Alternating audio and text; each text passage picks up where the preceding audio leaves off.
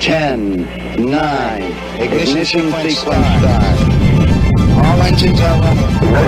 Roger, the clock is operating. We're underway. It's one small step for man, one giant leap for mankind. And with endless exposition and meaningless action sequences, it's time for Kerbalcast, episode 38, Jewel Ascending. I have more in common with a dog than I have with you. Yeah, I bet you do. I am your LMP, that's Lunar Module Pilot Biff Aldrin. With us today in the CMP seat, our Command Module Pilot, Nostromo. Coming up in today's program. Returning to active flight status, Biff has recovered from the Kerbal flu. Shoot, no, I haven't. Mission briefing. We have that in today's program. That's your latest and the latest KSP news.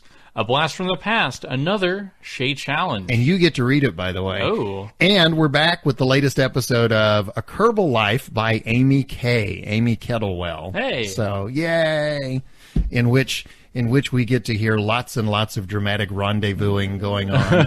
So I have to apologize for being out last week. I tweeted out and said that I was turning green with the Kerbal flu. Yeah. I was not feeling well. Boy, was I not feeling well.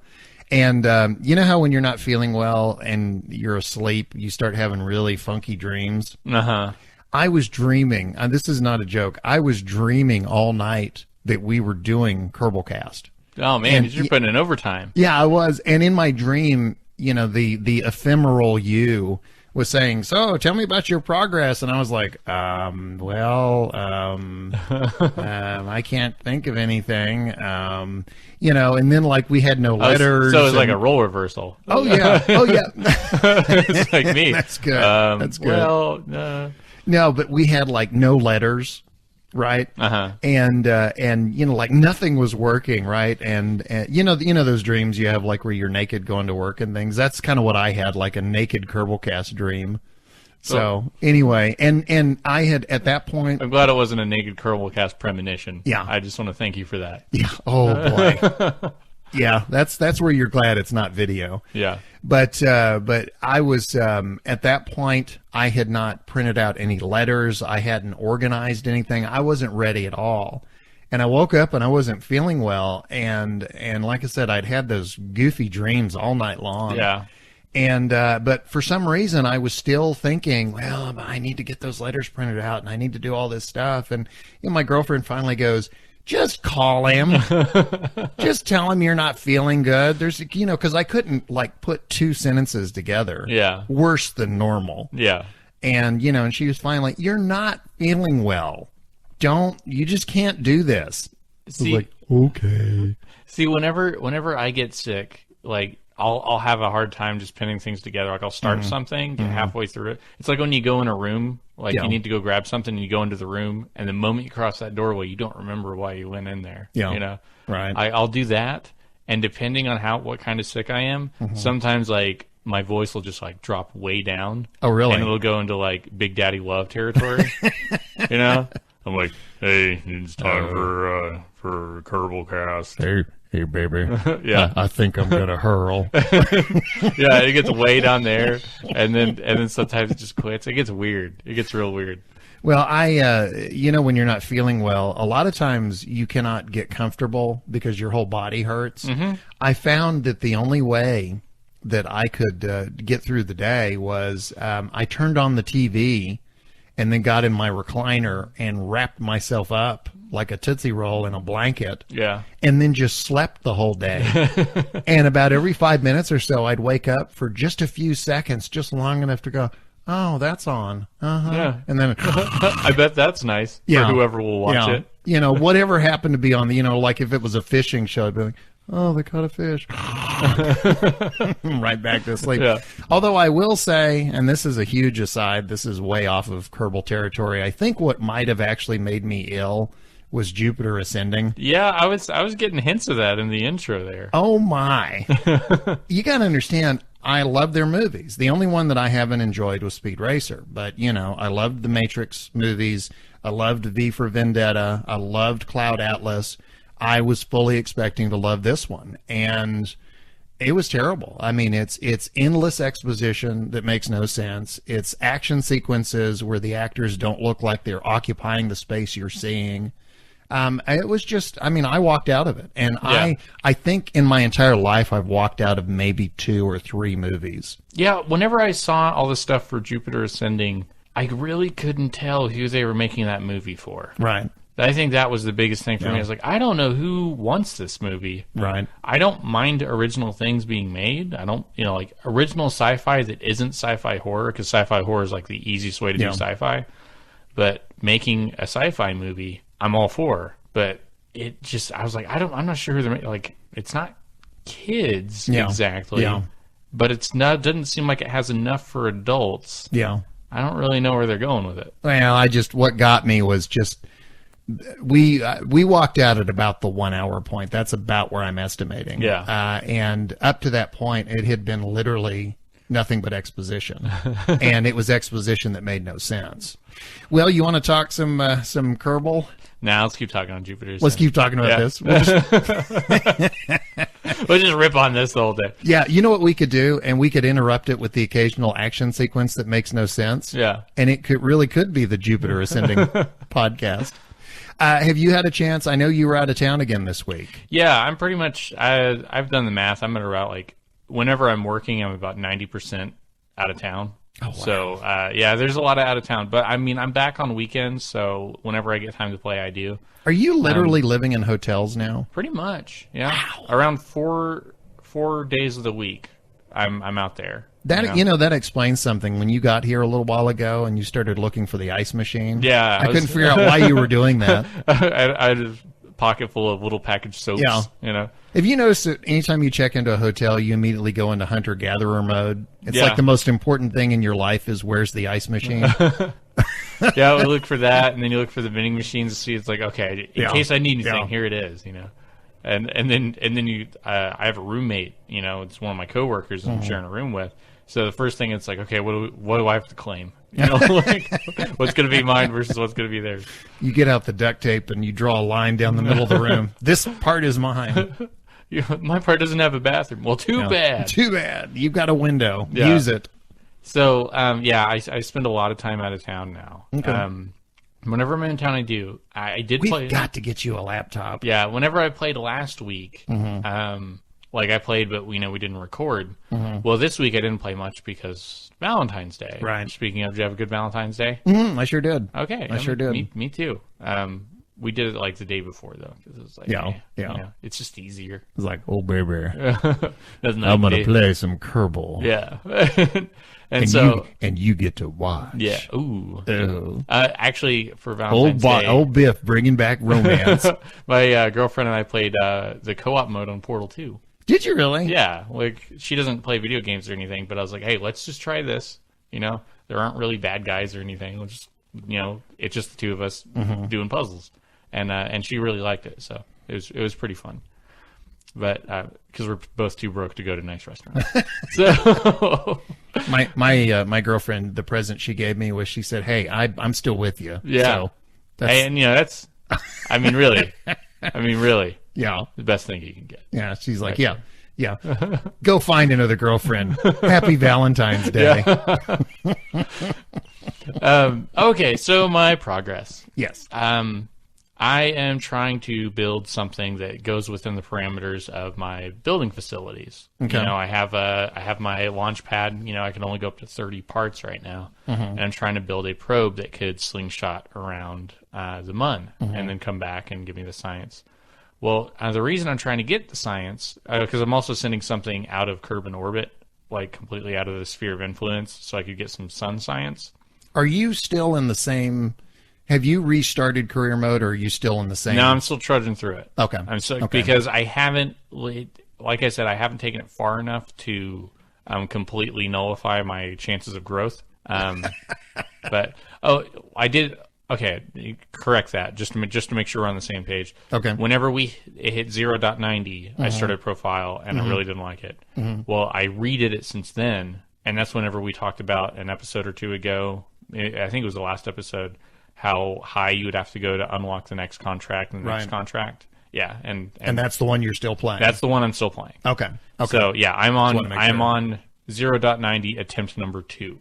Okay. So what would that be? 0.90.2? Yeah, let's Yeah, let's just say that. Okay. So, yeah, I've been playing through that one, and I sent something out of the Kerbin Sphere of Influence to get some sun science and transmit it back, and then I'm trying to get a probe around the moon and send it back because I want to get the science to unlock just wheels for so I can make space planes and pretty much a rocket car. Okay. Because I want to just make a rocket car because I have a couple places on the continent where I just need to get land surveys. So if I get those wheels, then I can just build a rocket car and drive over there. Because it's have you ever done a rocket car before? No. Okay. So I'm curious to see how that goes. Well, do you know why I ask? Given the amount of damage that like rollies take, Yeah. I'm wondering how far you can go with a rocket car before it. Wheels can take a lot Really? of damage. Like Okay. in my experience building rollies, they take more damage than a command pod. Yeah. There's a couple things I've used to roll around with, and they can take a pretty good amount of punishment, even if like they catch air and they land. They have the shock absorption to handle that. I mean, they probably couldn't handle it like extreme speeds or drops, but they can handle like catching a little bit of air once you go over a hill or something. Have you seen the new landing wheels in Max Maps put up a GIF of new landing wheels in update 1.0? No. It's on jet airplanes, the big passenger liners. Yeah. Do you know the ones that lower down and it's the four wheels? Yeah. And then yeah. it's got and it lowers out It's of like them. it's like two pairs of two. Yeah. It's almost like a pair of roller skates. Yeah. But yeah, they're like jetliner wheels now. Oh, awesome. Yeah. Yeah, no, that'll be good. Yeah. Yeah, because I could build a space plane and fly over there, but I'm not good at the whole landing thing yet. So I'm going to build like a rocket car, but once I get the science to get those wheels, then I think I'm going to go for stability too. So I'm going to build it kind of like a pontoon boat. So it has enough like surface area. It's not going to just flip all over the place. So that's my plan. I will say that even for those contracts, some of them are compounded contracts. So it's like get a surface sample from these 3 or 4 areas, and thank goodness that those exist, because without those, I can still only take one contract at a time because I can't cancel the MUN contract, Right. unless I upgrade the administration building, which I don't want to spend money on that right yet. Like, Remember, we had talked, of course, this is 2 weeks ago now, but we had talked about, we were wondering if you could take 2 uncancelable contracts and basically lock yourself out of the game. yeah, I think it's possible. I don't know. I don't have We'll find out. I don't have a second uncancelable contract that I could take right now. If you get to a point where you want to restart career mode, I would ask, try that before you do. Yeah. See if you can take on a second contract that you literally cannot do, and see if it'll let you do that. Because that would be an interesting. It'd be interesting to know if the game will actually let you do that. Yeah. Create a take on two contracts that you literally cannot complete. Yeah, and you can't cancel. And so. you can't cancel. Yeah, I don't know. Maybe I'll start a profile because I could do that pretty quickly. Yeah. If with the beginning contract, because you can't cancel those. So it's time for another Kerbalcast file where I see how far I can take it. It's Kerbtrastic. Yeah. Because that was back whenever funds first started. Kerbatrastic. I started the file where I could see how much money I could lose. So, Right. I mean, yeah, I think it could lock you out, but yeah, we'll see. That would be interesting. Yeah. So, I assume you didn't play much Kerbal while you were sick. Not while I was sick. Yeah. There was You're all tootsie rolled up. well, it was for a couple of weeks there with the Apollo 14 thing. I worked on that for several days prior to us recording, and then I worked on it for several days after. Yeah. And all of that was non-Kerbal playing time. And then when I got sick, there were several days. I think I was sick for 3 or 4 days. Even after I was able to go back to work, I still would come home, and it's like I'd sit down and try and play Kerbal, and I just couldn't. I couldn't sit upright long enough. Yeah. It's like I couldn't focus on the screen long enough, and I'm just not enjoying this. I'm gonna go lay down. I've had it to where I can't look at whenever I'm out on the road, I'm not in front of a computer ever. Yeah. Like, ever. So whenever I come back on the weekends, it's actually kind of difficult to sit in front of a computer for longer than a couple hours. Right. When before, with my last job, I was in front of a computer all the time. And so, like, I could, go home and be in front of the computer all night and then go back to work. And it's weird. Yeah. Like, so I had to get it's called like f.lux. And it's like a thing that adjusts your computer tint to where the sun currently is. So okay. yeah, so at night it has sort of an orange tint, but it's easier on your eyes and stuff. Like I'm having to like get programs and stuff in order to make it more bearable. Interesting. Yeah. Wow. It's weird. You don't notice it until you turn it off, and then you're like, oh god, it's so bright. Well, you can do that. The iPad has a setting. Oh, does it? Where it'll do that too. Oh, okay. And your iPhone will do that too. And if you go and turn that off, it's like the minute you hit off, you get this 4,000 watt spotlight right in your eyes. You get a tan. Yeah, on your retinas. Yeah, like. No, but I'm still a couple episodes back, I went ahead and installed FAR and Deadly Reentry. Yeah. And I spent a lot of time messing around with reentry. Do you want to hear something strange? Jeb is still not back. Wow. When I go to the astronaut complex, he is still listed as KIA. Oh, you really killed him. I may have really killed Jeb. That's, like if I go home and turn on my game and he's not there in mine, it's definitely you. Well, it's so weird that because I'm used to usually there's about a 3-day lag and then he comes back. Yeah, 3 in-game days or whatever. Yeah, I don't want to say that that's part of Deadly Reentry, but I wonder. This is the first time in my experience that Jeb has not come back after I've killed him, and I'm wondering if killing him in Deadly Reentry actually gets rid of him for good. Yeah, it's like, or whoever the unfortunate soul or Kerbals is. actually do have an infinite number of lives. Yeah. Or, sorry, a finite number of lives. So you finally found the limit. What I've discovered as far as Deadly Reentry goes, I've had to I've usually in the past when I was ready to re-enter, I would burn retrograde until my periapsis went into negative numbers, and I would almost literally come straight down. And Deadly Reentry, as far as I can tell at this stage, doesn't seem to like that. Yeah. So what I'm learning now is that if I come in at a shallow angle, like if I set my periapsis to about, say, 50 or 30, that will, coming in at that angle seems to bring me in a lot better. Okay. Deadly Reentry seems to like that. Yeah. Another thing I ran into with Deadly Reentry, and I don't know if this is the case or if this was just a goof up and I came in at the wrong angle or whatever, but I was messing around quite a ways back, and I put a space station in geosynchronous orbit directly above the Kerbin Space Center on Kerbin, and I put it in an orbit to where it was always directly over that. It was rotating at the same speed Kerbin was. Yeah. So it was perfectly synced with KSC. And I had 3 Kerbinauts on there.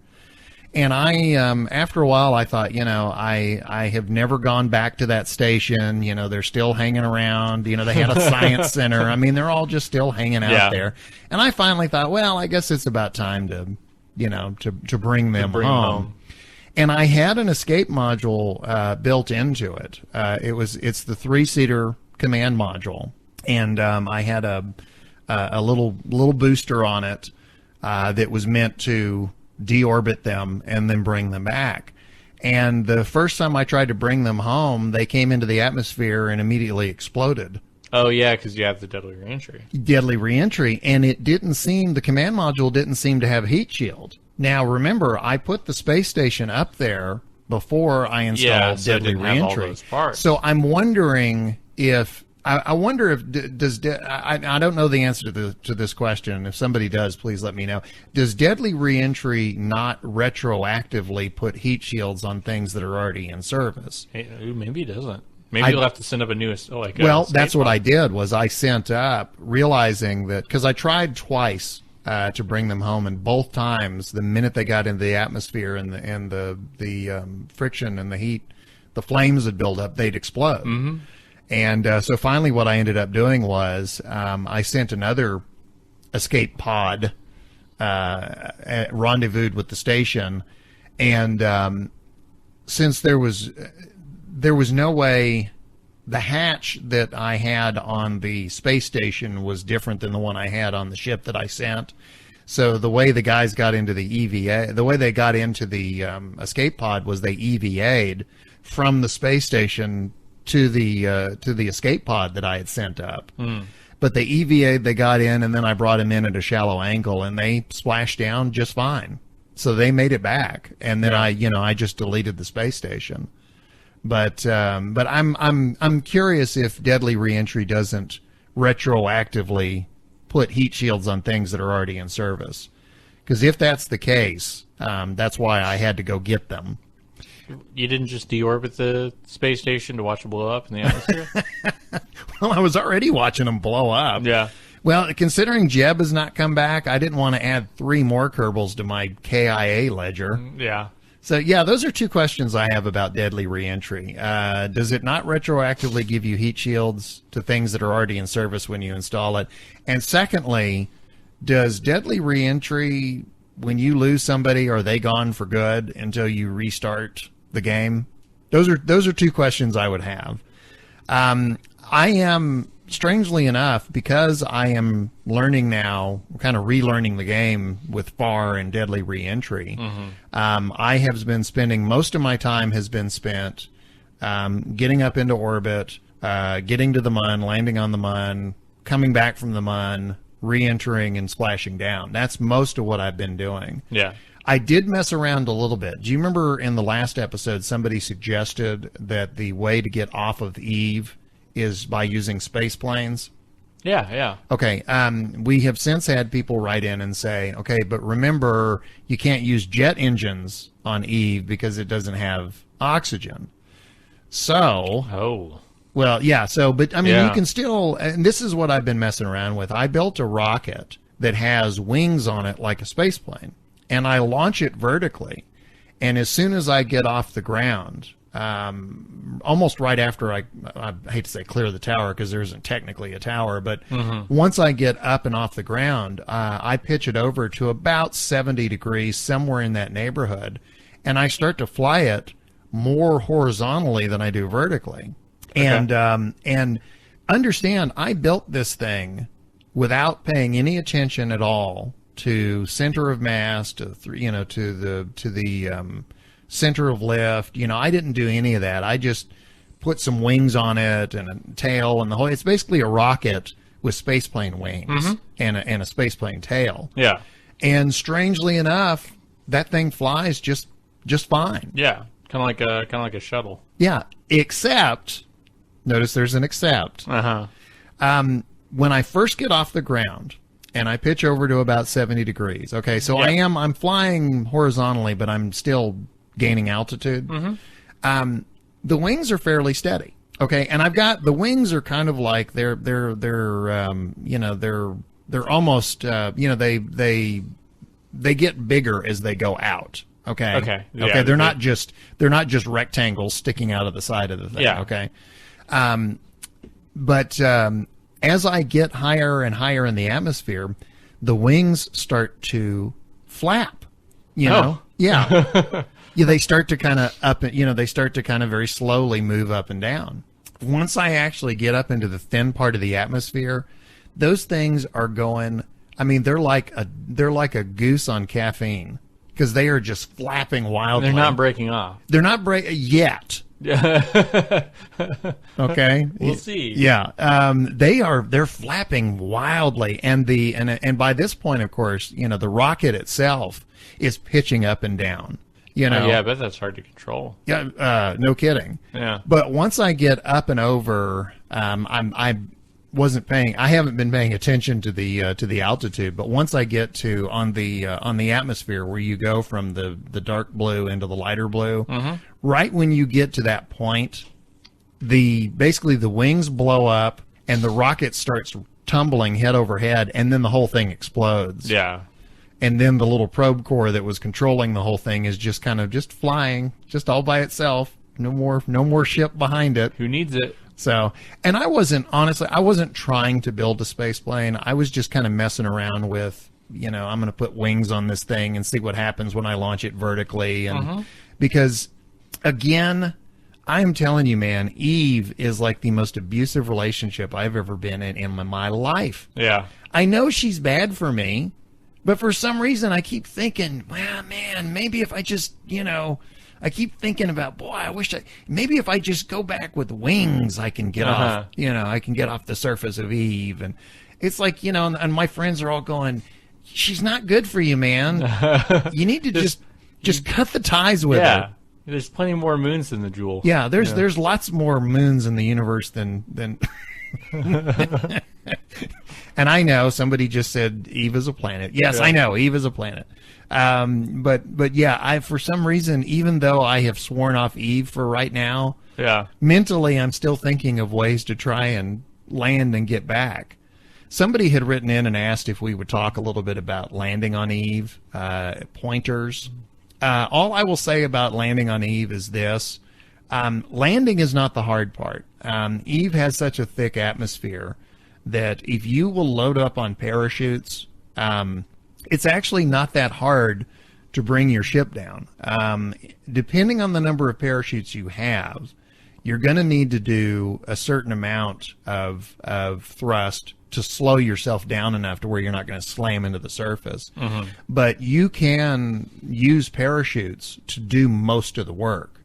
Getting down to Eve is not the trick. It's getting back up. And I am still kind of messing around with the whole idea of something that maybe I can more or less horizontally come up off the surface.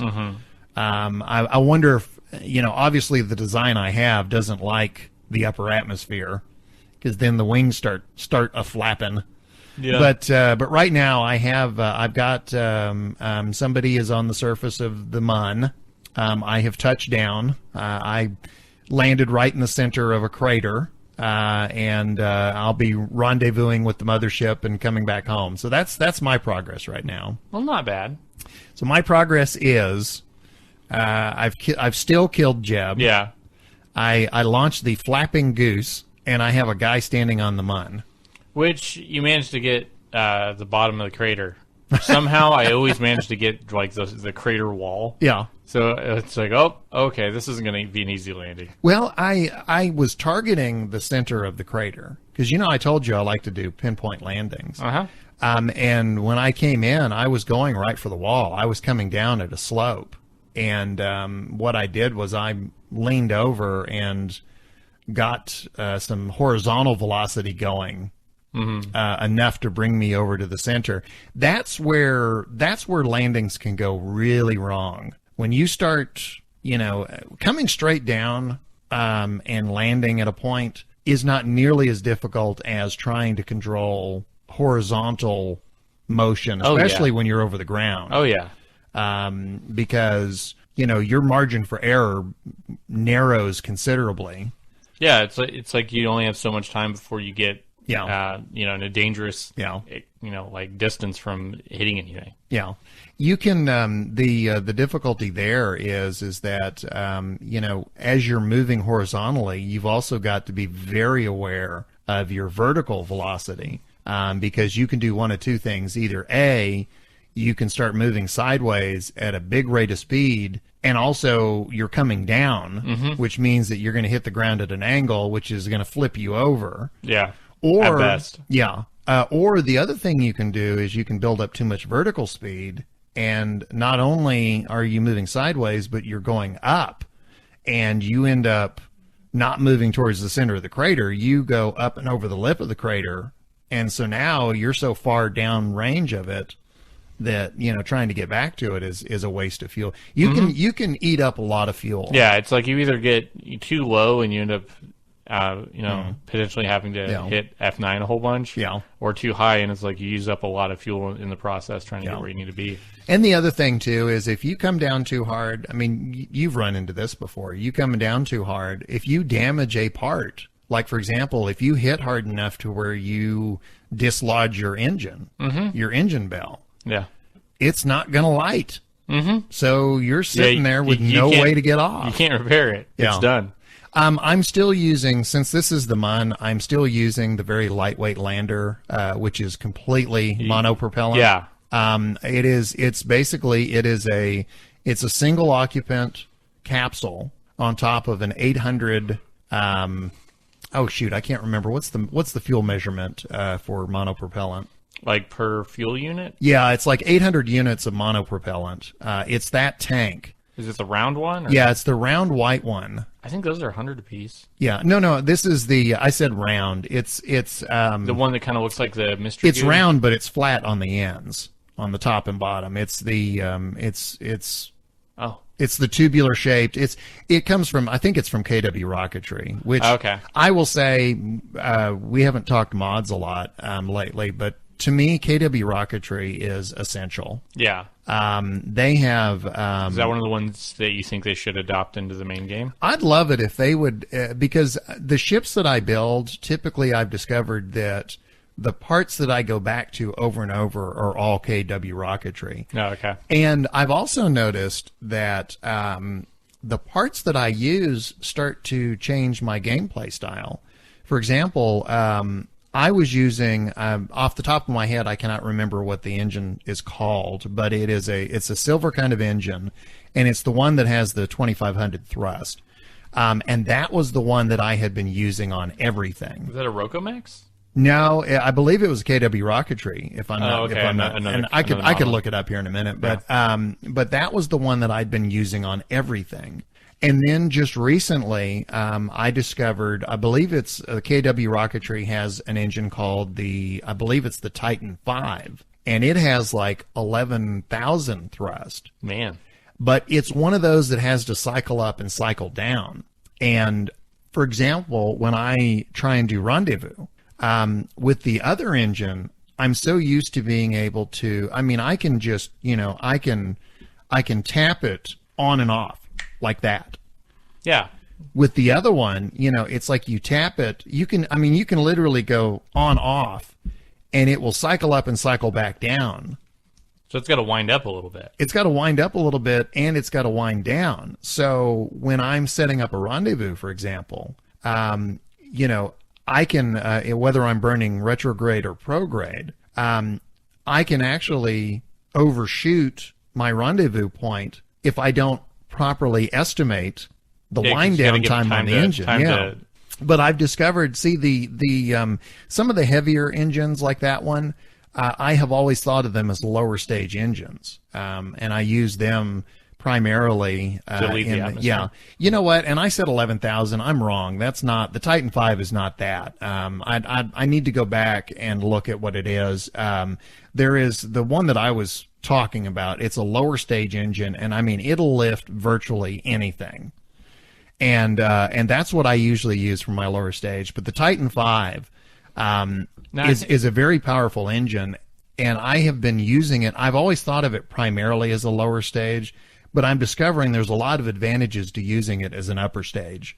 Now, I think the lower one that I've seen you use most is, I don't remember what it is, but it's white and black, and it splits off into two. Yeah. At the bottom? Is it that one? Well, no, the one I was talking about, it's I'll have to look it up again, but it's 2,500 thrust, and it is silver, and it's got a single bell on it. But the Titan 5 has it splits off into two bells, and that seems to be that's a very effective. I'm discovering it's a nice rocket. It's a very versatile rocket. I'm saying rocket. It's a very versatile engine. Mm-hmm.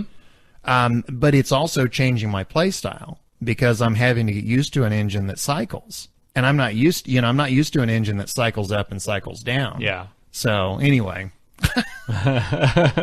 I wish I had no idea. I didn't realize we were going to go into this. Yeah. And so if I had thought ahead that we were going to talk about this, I would have. Me, I would literally have notes. Yeah, in front you would. of me. Yeah, you normally have notes right now. Yeah. So.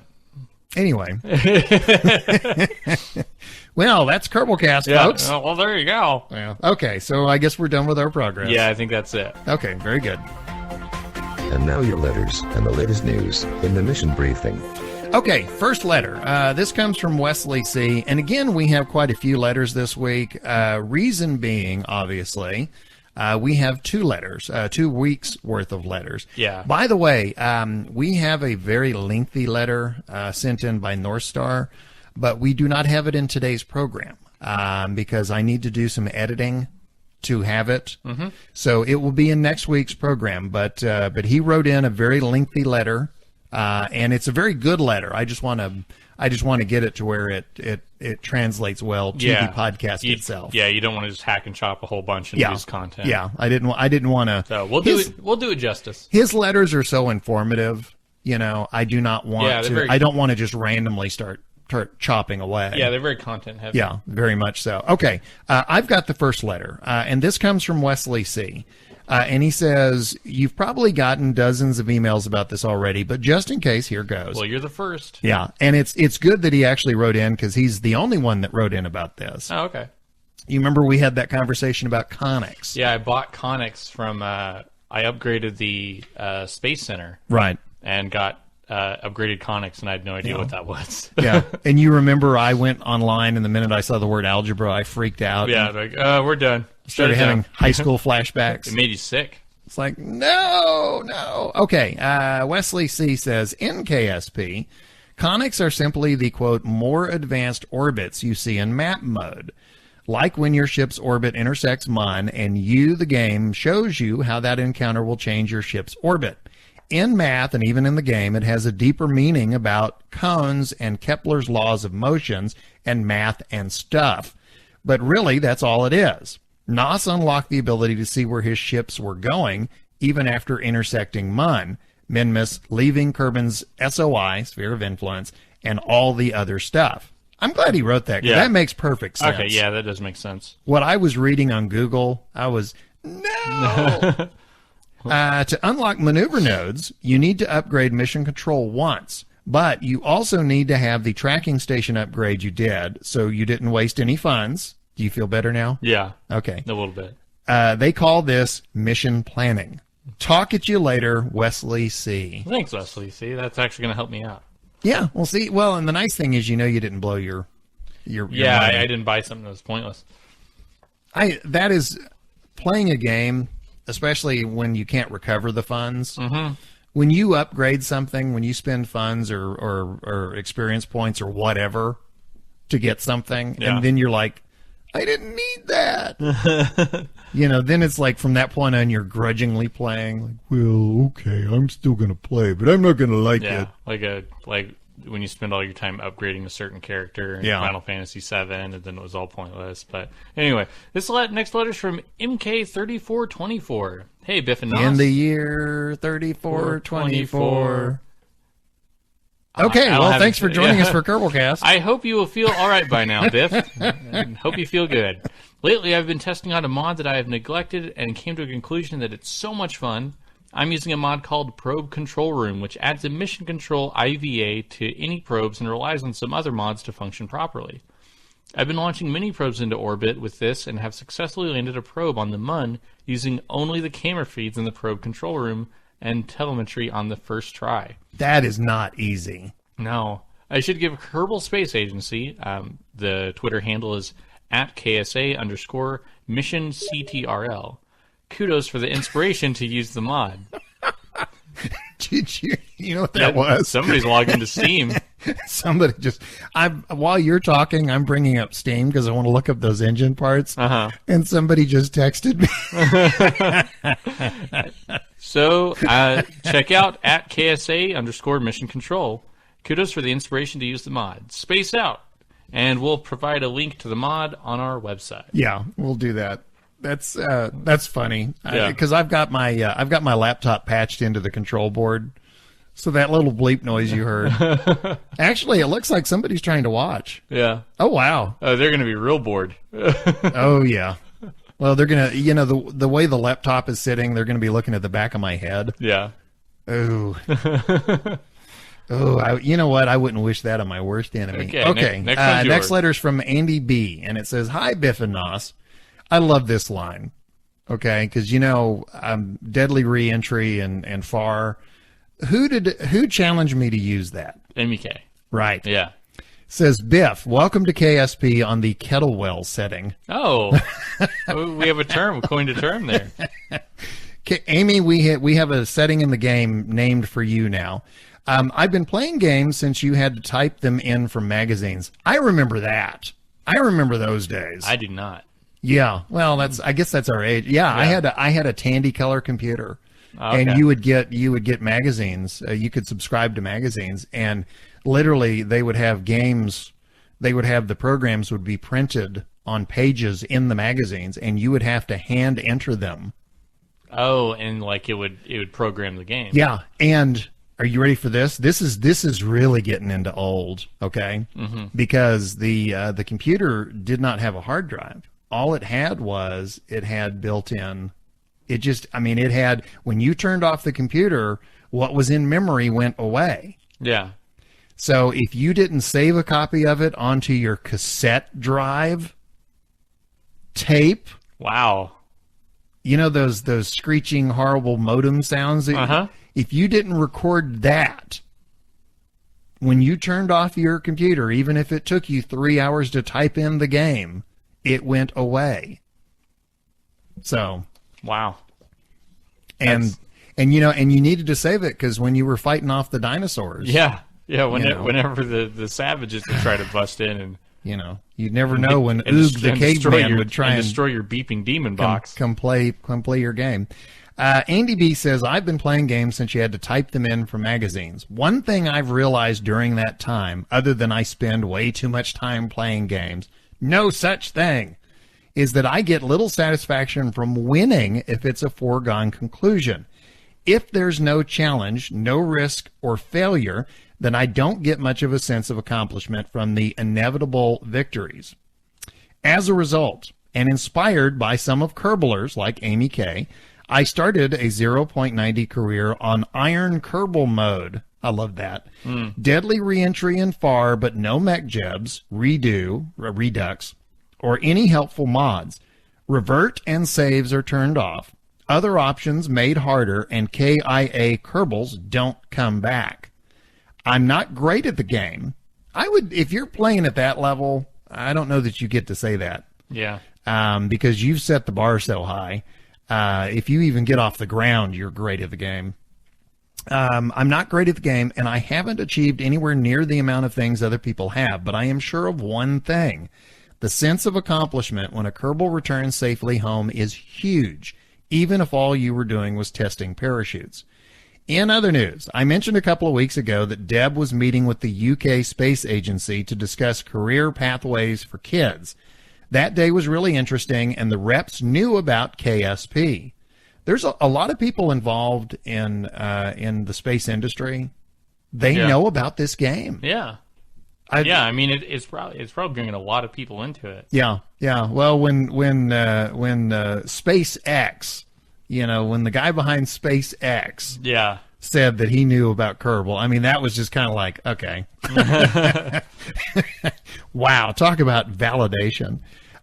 He says that they did know about KSP. They didn't respond when Homer to Your Mobile was dropped into the conversation. So Deb pointed them in the direction of our podcast. Oh. If you're listening, guys, hi. Yeah, hey. And girls, hi. As a matter of fact, I went and looked. The UK Space Agency has their own website, and I'm going to go ahead and put a link to it as well. Okay. So just check out our webpage, and you'll find it. Deb pointed them in the direction of the podcast. The reps were great, though, and their academy is offering some fascinating apprenticeships and courses. Diploma in Space Agency. Wouldn't that look great on a CV? I'm assuming that's resume. Mm-hmm. But anyway, if you want to find out more about those apprenticeships and courses, you can go to their website, which we'll do a link to. Finally, you talked in your last podcast about Steam and someone trying to watch you play. Oh, that's funny, because I think we've got somebody who's doing that right now. I have to admit to your audience, I think that was me. I have difficulty not clicking things to see what the click they do. A useful clicking habit in KSP. But while having a clicking sandwich and browsing clickily through Clicky Steam, I noticed you were clicking playing. I saw the button and click. The rest is clicking history. Thanks for the great podcast. Homer to your mobile. He should say Homer to your clicking mobile. Andy B. Thank you, Andy. Have you had when you're on Steam? Do you have people contact you and chat with you and stuff? Amy K did. Really? Thomas Eccles did, and I don't know if I've had anyone else, but I've had a couple, and occasionally I'll see him get on and playing stuff, mostly Kerbal and stuff. But I like it. If you see me on and I'm playing, obviously Biff Aldrin and you're Nostromo. By the way, somebody the other day was saying that they couldn't find you. Nostromo is 2 words. Yeah, it is 2 words. Yeah, and they were trying to find you as 1 word. Yeah, there's like I don't know how somebody described it. It was like a zombie with sunglasses as my little avatar. Yeah. It's kind of hard to once you find your avatar, it's kind of hard to miss. The one thing I will say, if you see me playing Kerbal Space Program and you are chatting with me, there will be some gigantic pauses occasionally, and that's because I'm doing something like Rendezvous or something. Yeah. And it's not that I'm ignoring you or that you're annoying me or anything. It's that I'm trying not to crash 2 ships together. Because I discovered the hard way that when you're in chat mode, the game still goes. Oh, yeah. Yeah. So, it's like you got 2 ships coming at each other and you go to chat one and you're like, hey, what's going on? It doesn't help that in order to get to the chat, you hit Shift Tab. So you're like pulling the throttle up to do that. I did that one. I went Shift Tab and next thing I know, I was throttled up. I was what? What happened? Yeah, so if you're in Kerbal, hit Escape, then Shift Tab so you can pause the game. Oh, that's it. I didn't even think about that. Yeah, I've had to... Like, whenever you're watching me play Sanctum, like, I was going to chat with you, but Shift in there, I think, was like reload or something. And I would have been swarmed by monsters if I was doing stuff. I had somebody wasn't watching me at the time. No, but there was no live video feed going on. Yeah. But the timing on it was hilarious because I had just lost a ship coming in. Deadly Reentry had claimed yet another ship. And about this time, this chat window pops up and it goes, hey, is Deadly Reentry still kicking your butt? Yeah. Okay, you've got the next letter. This one comes from James F. Great podcast. Okay, well, thank you. I like how you guys have different experience levels with the game and are still learning, especially after joining the especially enjoyed the After the Credits Apollo 14 segment. Yay. Thanks for putting the work in on that. Quality Yay. Stuff. It came out really great. You did a great job producing. Thank you. And I should mention, I did not say this in the last episode, the music that is in the After the Credits Apollo 14, all of that is Lee Rosevere. Yeah. So he's got some really nice instrumental stuff. Yeah, he does. The piano stuff is great. Yeah. So it's all great, but the piano stuff was perfect for what we were doing. I apologize. Continue. Okay, back to James F. Been playing since version 0.20.2 and have over 1,000 hours in. I've been to Kerbin's Moons, that's Moons Biff, not planets, many times, but still haven't landed Kerbals on other planets. KSP is my first early access game, so I've intentionally taken it slow since I knew it was far from finished, and you never get that virgin experience after your initial accomplishment.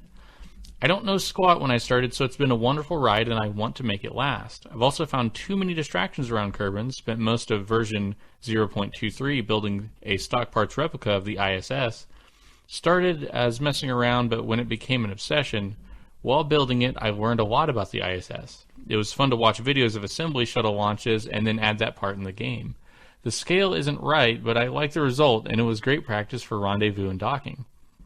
During episode 37, a statement was made to the effect of, contracts are just part of the game that you have to get through to get to the good parts. Yeah, I think that was one of our letters. Yeah. I think you may be missing... I think I said that, too. I think you may be missing the mark a bit on this point. If you choose to play career mode, you are embarking on an endeavor to start and run a successful space program.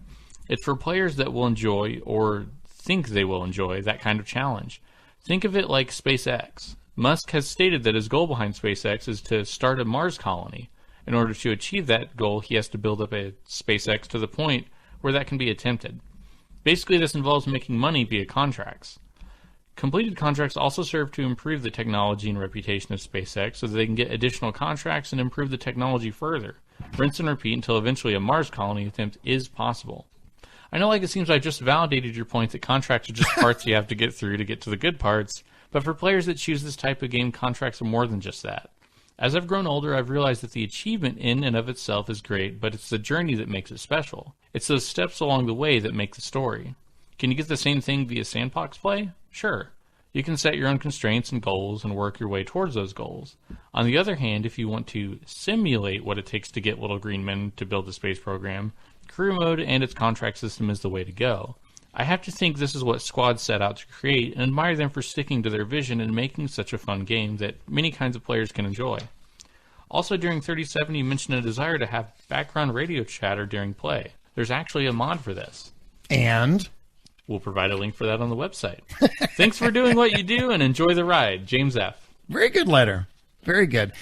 While you were reading that letter, I booted up the game. Yeah. That's where we got our chat request. Uh-huh. And I went ahead and looked. The engines that I was talking about earlier. Yes. The one that I had been using quite a bit was a Kerbodyne KR2L advanced engine. Okay. Max thrust is 2,500. That is the silver engine with the single bell. Yeah. Okay. The one that I have been messing around with lately and been having a lot of fun with, KW Rocketry Titan 5, and that has 5,800 max thrust. And that's the one that has to cycle up and cycle down. Yeah. But that one has turned out to be, that one works really well with upper stage engines, or upper stages, and it works really well. Do you remember I talked about the train concept? It works really well with the trains concept as well. Mm-hmm. Whereas, you have a front stage that has all the engines, and then you add cars to your train that are basically fuel tanks. And the Titan 5 works really well with that. Yeah.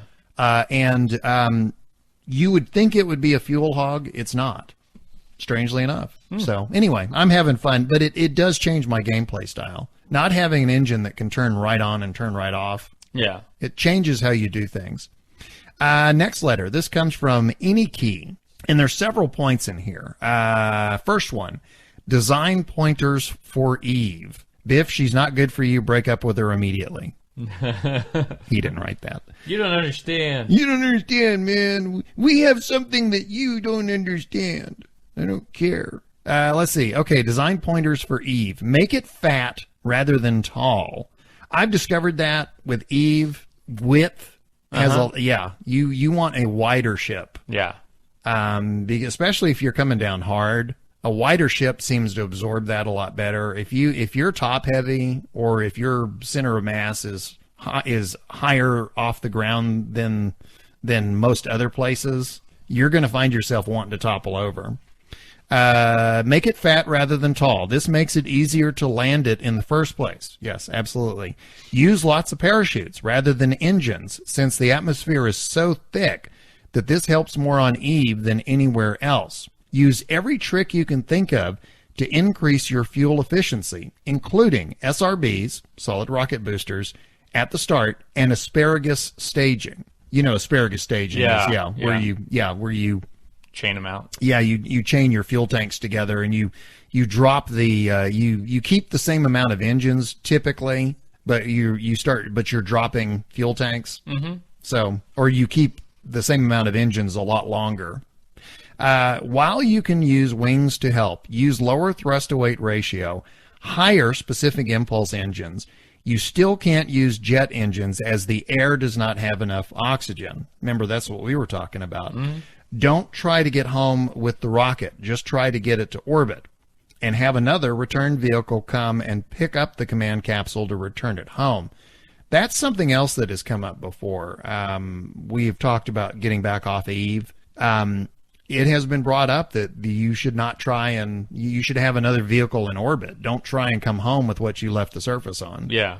So, because trust me, it takes a lot to get back up into orbit. Landing guide for Lathe. North Pole has a very large land mass if you're having trouble finding landing locations. Remember, Lathe is a jewel moon, and that's the one where it's a lot of water and the land masses tend to be very small. Mm-hmm. Yeah, he's saying that the big land mass is up at the North Pole. So rather than try and have an equatorial landing, try and land on the North Pole. I wonder, does Lathe have a Santa Claus? It's, I don't know, he's pretty laid back. He doesn't really have to work that often. Can you imagine? I mean, he already has to hit every house on one night on Earth. Now it's like he's branched out and he's hitting every house on every planet in the universe. You think all of the planets have like one unified? Every North Pole has its own Santa Claus. Oh, okay. So like, there's not like one Kerbal Claus that goes to every planet. Claus. Because if you think their Christmases all hit at different times, so you want to hear a really bad joke? As opposed to my normal jokes. Yeah, just go ahead. That's what you have to sign if you get a job at Squad. Oh, a Kerbal Claus. A Kerbal Claus. Okay, let me keep going. Let's see. Jet engines do work on lathe, so you can easily make space planes to fly around and find good locations with little fuel usage. Do you know what I meant to mention this earlier, but do you know something that I wish was in the game? You know, there's a cheat console that you can bring up in the game. Yeah. Okay. Alt F12. Yeah. Alt F12. I wish. You remember I mentioned earlier I was messing around with putting wings on a rocket, and you know the idea behind that is that's me kind of mentally working my way back towards Eve at some point. Mm-hmm. I wish anything that, like for example, if I try and build something that I want to use on Eve, I still have to get it there. Yeah. Just to see if it works. I wish that the cheat console would allow you to designate a starting planet. Like if you're in test mode, like you can build a ship. Oh, okay. And then you can basically say, you know, I want to test this on teleport Eve. To Eve. Yeah, teleport this to Eve so I can test it. Rather than that way you can, because a lot of times when I'm messing around and designing things, I'll get all the way there. And then, as I'm trying to come down, that's when I discover. Yeah, that's when you do the testing. Oh, yeah, it's almost like forgot. there should be like a test planet. Yeah, that's like just around orbit of where of Kerbin, and you can adjust the gravity values for whatever. Since it has a built-in cheat console, I wish that was an option where you could cheat and choose a starting planet, just so you could test something. Yeah. And then go back into regular game mode, and then actually take it there. I know someone would argue probably that takes away. Yeah, it makes it too easy or whatever. But it's like, I don't know. I would like to be able to test. Yeah, under those conditions. That's the thing that kills me is like you spend all that time to go there, and then it doesn't work, and you're like, well, now I got to spend all that time to do that again. Well, 10 hours from now, I'll see if the tweak I made worked. Yeah. Okay. Let's see. Where was I anyway? Space planes. Yeah, he was talking about space planes on lathe. Okay. Next point. And this is still the letter from Any Key. He says, hopes for Unity 5. Remember, the game engine they're using is Unity. Yeah. Unity 5. The main reason why Squad wants to switch to Unity 5, still under development, by the way, is that Unity 5 allows multiple cores to be used at the same time in order to calculate physics. In other words, less lag for too high of a part count. The reason this even came up was I was wondering why my gaming laptop was having trouble with a game that visually or graphically is not that intense. Mm-hmm. And it's because all of the physics are being calculated by one core. And I have a multi-core processor. Hopes for 64-bit. The main reason why Squad wanted 64-bit version is it allows more mods to be used at the same time. But with all the compression going on with the mods, this is becoming less and less important. Best quote from the podcast. If you can't hear me, you can go to YouTube to read the closed captioning. Being that if someone can't hear you, they probably won't know what you said.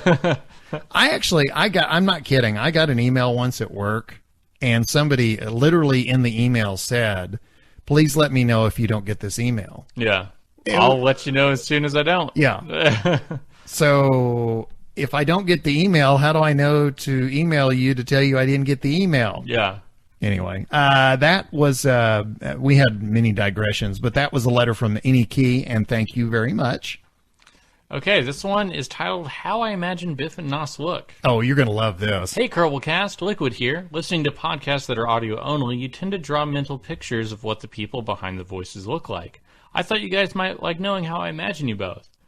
Nos. I imagine Nos having an average physique, being quite pale, and dressing very formally, often wearing a suit and tie everywhere he goes. I imagine him wearing glasses and having brown reddish hair with some freckles. Lets his hair get shoulder length and then cuts it very short. Shaves regularly, though might grow a goatee for a month every now and then. Biff. I imagine Biff is looking like a cross between Philip Seymour Hoffman and the YouTuber Tommy Edison XP. Attire-wise, I imagine Biff being the complete opposite of Nos, wearing solely casual things such as t-shirts with logos and khaki shorts. Shaves regularly, like Nos, but never grows a goatee. Hope I'm correct. Maybe you have a star to steer by and enough fuel to get you home. Do you know what gets me about that? That is the second person that's tried to guess what we look like. Yeah. Amy Kay did as well. And when we did the, when she sat in for you a couple of episodes back, we were on Skype so we could see each other. She actually saw what you look like. And she said, that's not what I thought you would look like. She thought, it's weird. This is the way she put it. And I think this will help anybody listening. Everybody seems to guess what you look like pretty close. The way Amy described you was she said you looked kind of like Napoleon Dynamite. And I said, yes, he looks like a less mouth-breathing version of Napoleon Dynamite. You don't have the big fro. No. But you do have the glasses. You do have the red hair. On the attire, I don't think I will ever dress nice if I can help it. Yeah. Like, the closest you'll get is a t-shirt and jeans. If I have to dress nice, I will. I'm a slob, okay? But, I mean, I even dress better than you. I mean, that's true.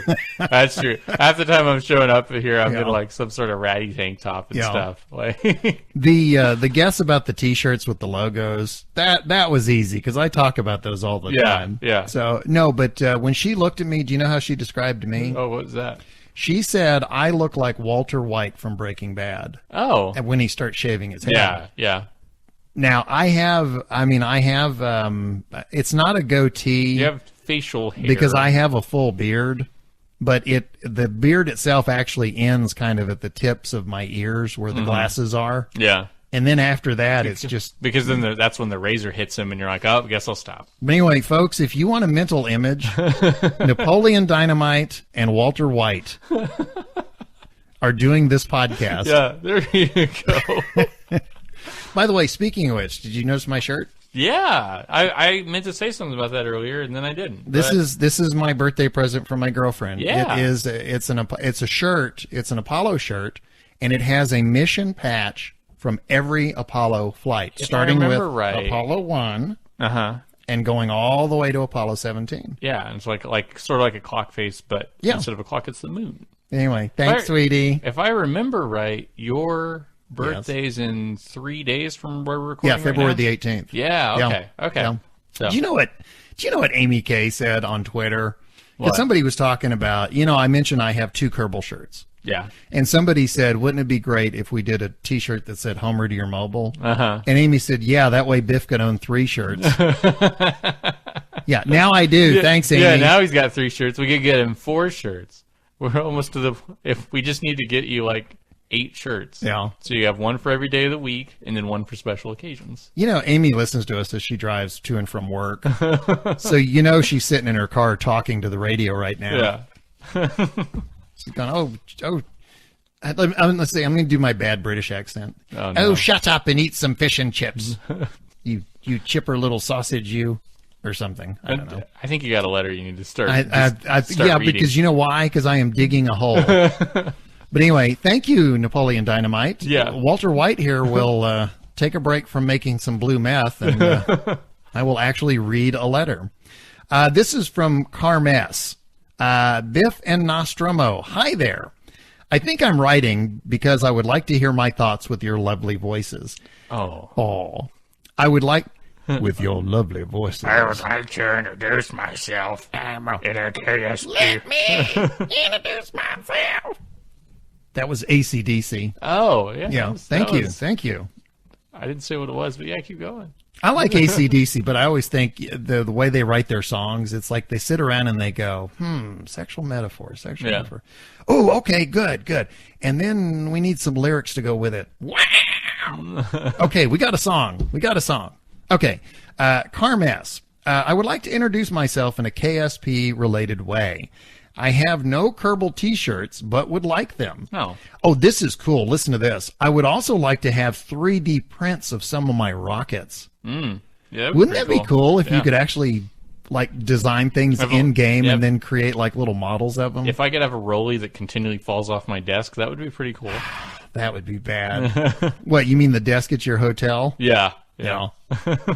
You call room service and go, what would you call that? You'd be like, really? That's what you called me for?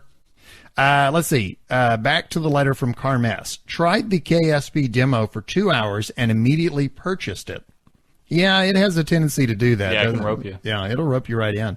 My Steam account logs nowadays 850 hours of Kerbaling, which I swear only 26 of them are sandwich time. So I can't say I'm not an expert yet, but I was able to land and come back from every possible body. Biff, don't give up on that son of Eve. It's hard. Just in case you did it this week, congratulations. No, I didn't do it. But really, to everybody, it's hard. H-A-R-D, hard. It was my second try to land after Duda, and it freaked me out. Since it's the ultimate challenge, my advice is to leave it for the last. Also, Biff, I'm glad to hear you started trying mods. Before I started hearing the Kerbalcast, I had the impression that almost every player pimped his Kerbal. This is going to be a very mod-related email. I tried lots of mods, and usually they add great new gameplay mechanics to the game, although not always better performance or visuals. Just stay away from the mods that give you overpowered parts. It rips the fun away. I've been listening to a couple of old podcasts. I'm reserving episode 6. Who knows? Maybe I'll travel to Canada someday. And previously, you had a section about mods. I kind of miss it. I do too. DK did Modders Minute. He is a professional voice actor. And if you follow his Twitter feed, which we do, follow us and you follow him, he is busy round the clock. I know he'll be back. It's just a matter of when a hole in his schedule opens. But we need to pester him on his Twitter. Yeah, really. Like hashtag bring back Modders Minute. Oh, you know what? We could just really tick him off. And everybody pester him on Twitter. Yeah. Say more Modders Minute.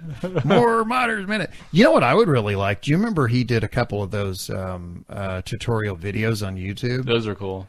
Those things were awesome. Yeah, and really helpful. Those were, honestly, there's a lot of tutorial videos out there. Those two were some of the best I've seen. For somebody who's just starting in Kerbal, I'd say check the two of those that he did. Yeah. I will say, though, they're about 5 minutes long.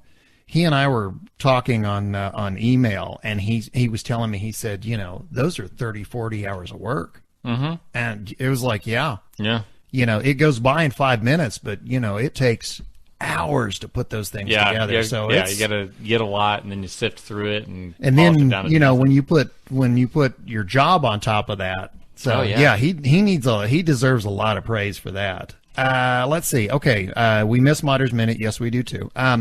I can't go without recommending the following mods. Deadly Reentry. Not even 10% of the difficulty in real world. Biff, you use it so you know what it's like. Alarms, fire, explosions. That sounded like Beavis and Butthead for a second. Fire. Roster Prop Monitor. IVA screens with real data. Biff, if you thought a MUN session or mission with Deadly Reentry is hard, I'll tell you the sense of accomplishment you complete. When you complete the mission, only from inside the cockpit is just another level. You remember I was trying that for a while, flying only from cockpit view? Yeah. Yeah. It's difficult. It's very difficult. Remote tech.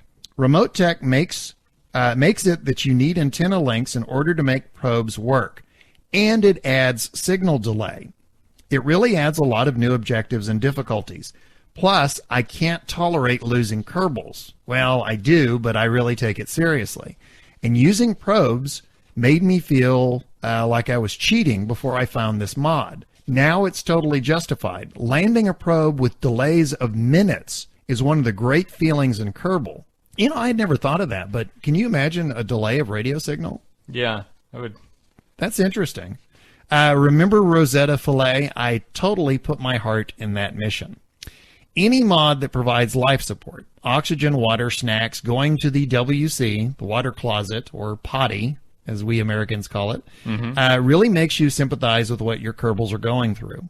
And absolutely, MechJep, lots of players will say it's cheating, but having data and the autopilot options really made me learn a lot, and I mean a lot. Finally, I would like to give my 2 cents about the 1.0 update. I love Kerbal. Thanks, Squad, for this wonder. Kerbal, Doom 2, and classic XCOM. You've played XCOM. Well, I played the new XCOM. I played classic. Favorite games ever, but KSP is just not ready for 1.0. Not yet. There are a considerable amount of bugs. It may not seem like much, but when your ship randomly starts to spin and explodes, not cool, man. Squad should fix all the bugs before the 1.0 release. Also, the game is absolutely not prepared for new players. Not only the lack of balancing, but getting a way that newcomers know the science is where they should start is mandatory. I bought 2 copies for myself, gifted 3, even got a new PC only because of Kerbal. You know that's why I got my gaming laptop, was because of Kerbal, yeah. I totally support Squad, but I think it's not ready. So, in short, Squad, I want more features, but if you have to release, polish instead of add. Happy Kerbaling, Carmes. That's a very good letter. Yeah. Have you had that happen to you where your ship will just... I haven't had it where it starts spinning, but I've had it where all of a sudden, I mean literally out of nowhere, it will start to shake and explode. I haven't had that. I mean, we've had, and we've mentioned it a bunch, where just things just don't work. But, yeah. No, I haven't had it just combust. I haven't figured out what triggers it yet. But literally you get it to where, your ship is perfectly static. It's completely stable. And then it just all of a sudden just starts to shake, and it starts small, and then it builds and builds and builds, and then the whole thing just goes.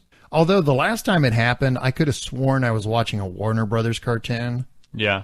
Because what happened was it exploded. All the fuel tanks and everything exploded, and all that was left in a perfect outline of the ship that had been there was like all of the little, RCS thrusters and like little struts and just little pieces. It was like just this little outline of the ship. Of all the tertiary parts. And they weren't flying out in any direction. They were just, it's like the middle part of the ship, the substantial parts of the ship just exploded. Yeah. And then there was just this little outline of little pieces. And it was, it's like when the coyote, when he burns himself up and then there's just like a little cinder left. Yeah. That's what it looked like, in the shape of the coyote. So let's see. Okay, I have the last letter, so you've got the next one. Okay, this is Dan H. from NEL Films. Hi guys, as far as the 1.0 thing goes, I am personally looking forward to it and generally trust the squad knows what they are doing. After all, they are the professionals. We're all just fans. Also, they haven't really given us a reason to not trust them yet, so why start now? All that said, and this is very cynical of me, but they don't really need our opinions, they already have our money. Yes, it's probably in their best interest to listen to their community, but a 1.0 release with planned future updates doesn't really affect the community in a negative way. It's just changing some wording on their site, and on Steam, the only thing it may affect are possible future sales. Another thing to address the learning experience for new players, I think that's what tutorials are for. I do think Squad needs to flesh those out a bit more, but I think I remember them saying that it will be part of the 1.0 release. If you're someone who doesn't want to play the tutorials, then the only person you can blame for not knowing how to play the game is yourself. Honestly, I think the tutorials should be more than enough. Just look at games like Minecraft. It doesn't have any kind of tutorial, and without looking up crafting recipes on a wiki, how would you know how to make most of the stuff in the game? Overall, though, I love KSP and trust that Squad knows what they're doing. Fly safe, Dan H. P.S. Bit of a shameless plug here. If you like explosions and want to see some weird KSP multiplayer mod glitches, check out the last 10 or 15 minutes of episode 17 of our KSP multiplayer series on the NHL Films YouTube channel. I think it's gold, but I'm a little biased. And we'll put a link of that on the website. We're going to have lots of links on our website. I will say the difference between Minecraft and Kerbal is with Minecraft, like whenever you start day one, you know, Steve wakes up in this beautiful cube wasteland. Right. Steve? Steve? Is that his name? Yeah. Okay. I didn't know that. So he's running around, and you know that you have WASD to move around and spaces jump. If you go through the keyboard and hit each key, you know what things do. Right. Well, and also, like, for example, if you go and start smacking a tree around and you get your first block of wood, I mean, immediately it goes, boom, achievement, getting wood. Yeah. So it's like you learn little things as you go, but you could quickly learn all of the buttons and what they do in pretty much the first couple minutes. Right. From then on, anything that happens in the game is some variation of how those buttons interact with it. Which you could say, I do that in Kerbal. It's like, well, no, as each part changes, they get right-clicked in certain areas and certain places with certain, you know, things on them, and the number of variables of that versus Minecraft is a little bit more steep. So, can you play the game just going through? With Minecraft, there's not really as many big goals. Right. In Minecraft, you really do what you want. The goal is survive, and you can pretty much figure out how to survive without ever using a tutorial. You know, you can figure out how to build stuff without ever using a tutorial.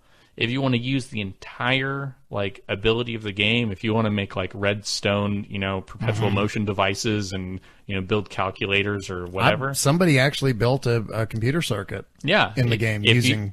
using redstone. If you're making binary with it. Then that's whenever you get in the realm of, I want to know more about the game than what I can figure out myself, you know? But you can play most of the game just as is. Yeah, although I will say, I don't think that, I don't know that if I had not known about it from a tutorial, I don't think I would have ever thought to build an obsidian portal. Yeah. And go to the netherworld. You know, I mean, that kind of thing, I think, you know, needs a tutorial. Yeah, yeah. So I mean, if I stumbled across it, I probably would have been 80 by then.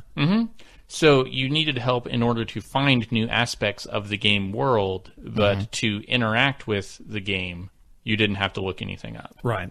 But with Kerbal, we're having all the time, we're finding out there's new keys or different things we can do to interact with the game, not interact with the game world. Yeah. So, like, as far as interacting with the game world, I mean, we know that there are biomes, we know there are planets, we understand all that, but we don't understand how to function in that world. Right. With Minecraft, you understand how to function, but you need to learn how to explore. Yeah. So, I will say there are some similarities, but I think the differences are distinct enough that it is not the exception, but it is not the rule. Right. So, 2 points I want to make. One, very quickly, Minecraft. Sometimes when you're talking, I'm getting something set up for something that's coming further down, you know, later on in the program. Yeah. So I'm not always 100% hearing what you're saying. And I made a point several episodes back. I was talking about sandboxed in Minecraft versus sandboxed in Kerbal. And I was saying that in my mind, Kerbal has a better sandbox experience because you can do everything. Yeah. And the example I gave was, I said that if you take away the hostels in sandbox mode in Minecraft, I was basically saying that you don't get everything without having the hostels. And I've had several people write in and say, you can actually go in and set under the options, you can do it to where there's no hostels. Yeah. I didn't clearly state this at the time, and I should have. I understand that you can do that. The reason that I was saying that sandbox in Minecraft, if you get rid of the hostels, there are some elements in the game that you can only get from hostels or from random drops. Gunpowder is one of them, for example. If you want to get gunpowder, you need to kill a creeper. Otherwise, you need to look for random drops, random chests. And I just to make sure I wasn't talking out of my rear end, I actually looked this up. They said the odds of getting gunpowder from a creeper is like 1 in 3. They said the odds of getting it in a random chest drop is like 1 in 20. Yeah. So the reason I was saying that Kerbal Sandbox is so much better is it literally gives you everything. It gives you 100% of the game. Whereas with Minecraft, technically you don't get 100% of the game unless you've got the hostiles, because there are some things you can't get to without hostiles. Yeah. Or if you can get to them, the odds of getting to them are very, very slim.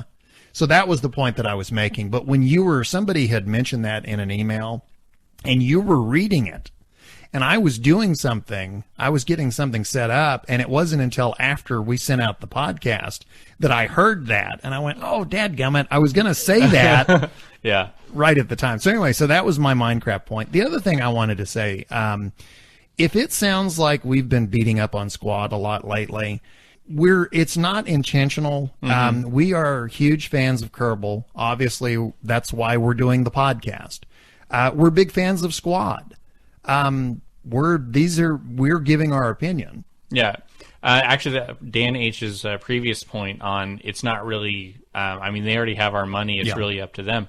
Whenever people are voicing this, it's not because they feel like they've bought into early access and they think they have some say. It's that they've spent money on this and it's something that they've been playing. And more so than the money, it's the enjoyment they've gotten out of it. Right. So anytime they say these, most of the letters we've gotten have been expressing concern for Squad's future more than concern for the game that they're currently playing, because they want their game fixed for any bug reasons or for any additional content or any of that.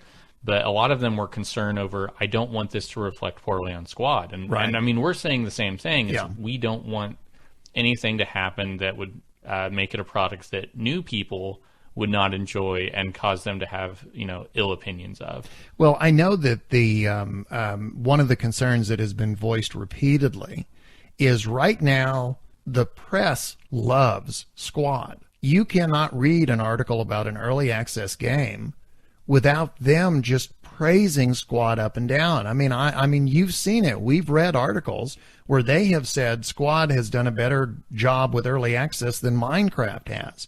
And you want to talk about a high bar to clear? Minecraft? Really? I mean, that, in terms of an early access game, Minecraft really set the bar. Yeah. And it looks like, and I would agree, Squad has by far surpassed what Minecraft did. I think the concern that you're hearing voiced is if and when 1.0 comes out, which I'm surprised still has not, by the way, I would add. If and when it comes out, I think the concern is that the press is going to change tone. Yeah. Instead of them being the indie darlings of early access, I think I think the concern is that the game reviewers might start looking at them more as an established company with a finished game. And the game in its current state, we know that it's still in development. We know that there's bug fixes. We know that a lot of things are coming down the pike. And we know that the guys in charge of it are always going to be continually trying to make it better. Yeah. Because I know, game reviewers, I doubt, given the amount of time they spend on everything. I mean, Kerbal is one of how many thousands of games? Yeah. We read the dev notes every Tuesday. I do. And, I follow their Twitter feed and we do all kinds of things. So, we actively stay involved in what they're doing, developing the game. Game reviewers may not. And so when the game itself comes out, they may be approaching it from a totally different point of view. And I think that's the concern. They're worried. I think the criticism, actually, it's kind of one of those, we criticize because we love. Yeah. Kind of bizarre little, 50 Shades of Grey kind of, I abuse you because I love you. I think so. Because I love you. I hope it's better than that. Yeah. Do not get me started. Please don't get me. I can't even believe I brought that up. But yeah, I think that's where it is. But I did want to make the point because I've been listening. Whenever I get done putting these together, I always listen to them to kind of see how they hold together. And the last 2 or 3 have really sounded like all we're doing is just beating away on Squad. That's not our intention. If we're coming across that way, that's not our intention. But, as we've shown in the past, we're going to praise you when, we're going to praise the game and we're going to praise Squad when we like things and when we have concerns or when we have criticisms, we're going to voice those as well. Yeah. So anyway, but I mean, obviously we're fans because we're doing a podcast. So, although when we do the criticism, that may not be. Okay, I have the next letter. Even after that long digression, I have the next letter. So, okay, from Ben from Brisbane. Good Lord, did I just say that? Brisbane. Hey, you know what? Even though I'm not going to, I'm going to say, hey, we should cut this part out. Do you remember I did the, when we did the Amy Kay, and I went off on all those tangents, and I went back later and took them out? We now have people writing in going, can I hear the unedited version? It'll be on a special. It's on the YouTube. You can actually, the unedited is still on the YouTube. So, oh, okay. Yeah. On the YouTube. It's on the YouTube. Sir, go to the Google. Yeah, go to the Google. You know where you can find the YouTube. Do you know where you can find the Google? On the internets. Oh, the internet. Yeah. Because you know the internets are a bunch of giant tubes. Oh, yeah. Well, there's a political reference. Okay. From Ben from Brisbane. Hi, Biff and Nos. Squad said that in version 1. Oh, this is directed at you, by the way. So okay. I'm talking to you. Squad has said that in version 1.0 there will be a game over event. You mentioned this in the last cast, but I am interested in Nos's opinion as a game enthusiast and designer. So, Nos, is having a game over you're fired event a good idea? I wonder if Squad thinks having a simple game over event will just encourage people to start again or perhaps avoid unrecoverable situations. Do you want to respond to that before we go? No, I think he has his point here, so I want to hear his point before I bring mine in. Okay. You want to hear what he has to say first? Yeah. My main problem with the idea of having a game over in KSP is that you might have been struggling to recover, i.e. circling the drain hole, for a long time and investing a lot of time in contract grinding to try to recover the situation. If I went through all of that to be finally told I was fired, I would be annoyed that I had invested so much time trying to recover my position. You also mentioned the idea of having more meaningful or educational parts testing contracts. As it turns out, oh, this is nice. I've been working on a contract pack called Better Parts Testing for KSP, using the contract configurator mod to try to do this. I haven't done much yet, basically just basic parachute and SRB, solid rocket booster contracts. But it makes me think Squad could easily deliver more interesting and helpful contracts by augmenting or replacing the procedural parts testing contracts with contracts written by an actual human. So my next question to both of you. Well, since we're going into Okay. Yeah, I'll answer the previous question on whether or not I think game over is a good idea. Whenever he says I'm an enthusiast and designer, it's mainly board games that I design, and as far as enthusiast, it's video game board game. Mm-hmm. So as far as my credentials in this area, I don't play a lot of simulation games, so I don't have a lot of experience on whether or not they have a game over. Like, I know in Minecraft you can die and you die and that's it. Yeah. But you do come back to life back at home base, and you can go and recover all your stuff. But you have a real good understanding of game mechanics too. Yeah. So especially as a designer. So let's take something like Minecraft, another simulation game I've played, where it sort of simulates surviving in this weird cube world. So if you die, all of your stuff is left in a certain area, and you have time to recover it. And if you do recover it, you pretty much end up back at square one, unless you were doing something so dangerous to the extent that you lose everything, like being around a lava flow. Yeah. So, or digging straight down. Getting a game over, if it's just a straight up game over and your entire career file's pretty much just a wash, I think it's a very bad idea. Because whenever you're talking about playing a game, you're also talking about investing time.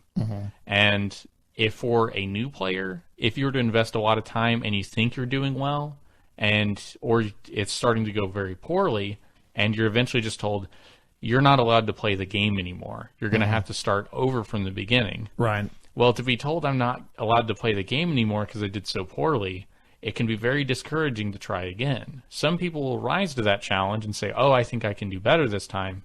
And some people will say, I don't want a game that tells me I can't play it anymore because I did so poorly. I'm going to play something else.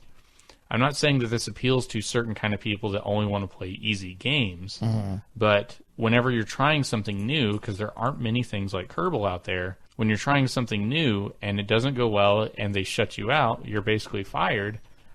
It can be discouraging to try something like that, because for a lot of people, Kerbal can be a new venture.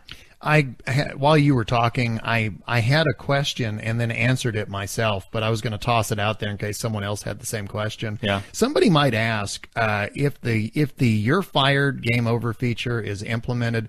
Somebody might say, well, why don't you just revert to save?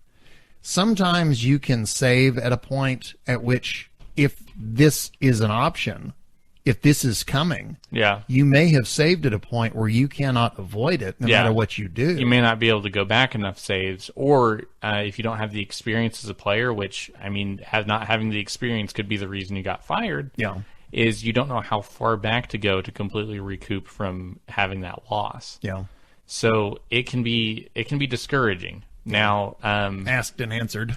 Yeah, it can be very discouraging because the only people that are going to experience that are new players. Experienced players or players who are doing well enough aren't going to experience it. So is the experience of the new player going to be one where they're continually slapped down until they get it right? Or is it one where they're going to be encouraged out of a situation that they got themselves into that didn't work so well? So should you tell them to restart, or should it start giving them easier contracts so they can start, figuring things out and move their way out of it? So I guess depending on I'm not sure how they're going to implement it, at what point it'll tell you you're fired, like if your reputation gets low enough. I think if your reputation gets low enough, then your contract should adjust accordingly. So you would get easier and easier contracts, and it would have procedurally get the difficulty of the contracts would adjust to your play style. You know what I hope when they do implement the "you're fired"? I hope this Kerbal comes out with a huge ego and a bad toupee. No, yeah. And he goes, "You fired." And then you have to walk out with a little cardboard box with everything you do, all your 3D printed rollies and stuff. And then he runs for president. Yeah. So do I think it's a good idea in a simulation game? No. I think it should always be the player's choice, that they should look at how far they've gone and decide that they want to try again with a new file. I don't think the game should decide that for them. So I think that it should be the player's decision if they've done poorly enough that they're like, you know what, it'd be better if I restart, because then it's their decision. Right. And if they've made that decision, then that means they're okay with it. If the game makes that decision for them, then it's kind of like being told, hey, if you screw up enough, you're out of the clubhouse and you got to reinitiate. Yeah. So I agree with you. It's not the best idea. The thing that I wonder about is how far do you have to get before the game fires you? That will be the big question. I mean, is it so bad that you deliberately have to be messing up, or is it a new player that is trying to be experimental with what they're doing but not playing sandbox? Could they run into it because they're just trying to feel their way out through the game? I'm trying to relate this to other games. I don't know that I've ever come across the "you're fired" feature, but for example, as someone who's played Civilization quite a bit, I know that there are some early game decisions that you can make that, depending on what level difficulty you're set at, you can find yourself fairly quickly wiped off the map, which in effect is being fired. Yeah. And you have to restart. My reaction to that when it has happened, a lot of times has to do with how far into the game I was. Yeah. If it's fairly early in, when my little fledgling nation gets wiped off the planet, that's not nearly as bad as if I'm several hours in and then I start losing cities. I see what's hard with simulation games is like something like Civilization, you're competing against other things, be they AI or people. Right. So if they best you, then, well, you have to keep practicing to best them. Right. Because you're competing against Which something. I guess is technically the point of the game. So Yeah, maybe so that's a bad comparison. In a simulation game like Kerbal, the only thing you're competing against is the challenge of exploration. You know, the challenges of how do I rendezvous? How do I do this? And if a game over feature is introduced, then it's like you're trying to constantly stay ahead of a threat. Right. So the threat of being fired if you don't perform to a certain standard means that you're no longer focused on just the discovery and exploration, the point of the game. You're also focused on, man, I just sure hope I don't screw up enough to get fired. So every failure is just further increased in the magnitude of it. Right. But every success isn't. It's like if anything you do gets you one step closer to being fired, nobody, whenever they turn an assignment in school or whenever they complete a project at work, says, hey, I'm one step away from being fired. Yeah. You know, like I'm one step farther away from being fired. No, if they mess up, they're like, oh, I'm closer to being fired. But if they succeed, that means they performed their job or they did their job well. Right. But if you're constantly having to make sure that you're however many steps ahead of being canned, I don't think it encourages a very good play environment. So to answer the question, you don't, from what we know about it, and your opinion may change as we see it implemented. Yeah. But from what we know about it right now, you're not sure that you like the idea of the game over. The you're fired. I don't. I would really have to see how it's implemented, but the idea of a game over in a game like this, I'm not wild about. I would rather always have the player decide to game over themselves and try something new than for the game to decide, especially in a game that's about discovery, not a game that's about competition. You know why that question was directed at you was not only your game designing background and game enthusiast, but also because you're the career player. Yeah. So I Sandbox will never fire me. Yeah. So you don't really experience the stuff playing Sandbox. Yeah. Even in science mode, you wouldn't experience that. Yeah. So yeah, I always try to play career to see the latest things they're adding to the game and like how it changes it. And I'm not sure how that change is going to. I'm interested to see what it does. Yeah. Yeah. I'll be curious. I like the bad toupee idea, though. Let's see. Okay, continuing. This is, again, Ben from Brisbane. So my next question to both of you is, would you be disappointed with less random contracts? If you always got the same particular part contract at the same point in the game, i.e. a contract to test parachutes after achieving at least 20,000 altitude, but could only complete it once, would it make the world smaller or less like a sandbox? Do you want to? That's more a career question again. Do you want to take it? Yeah.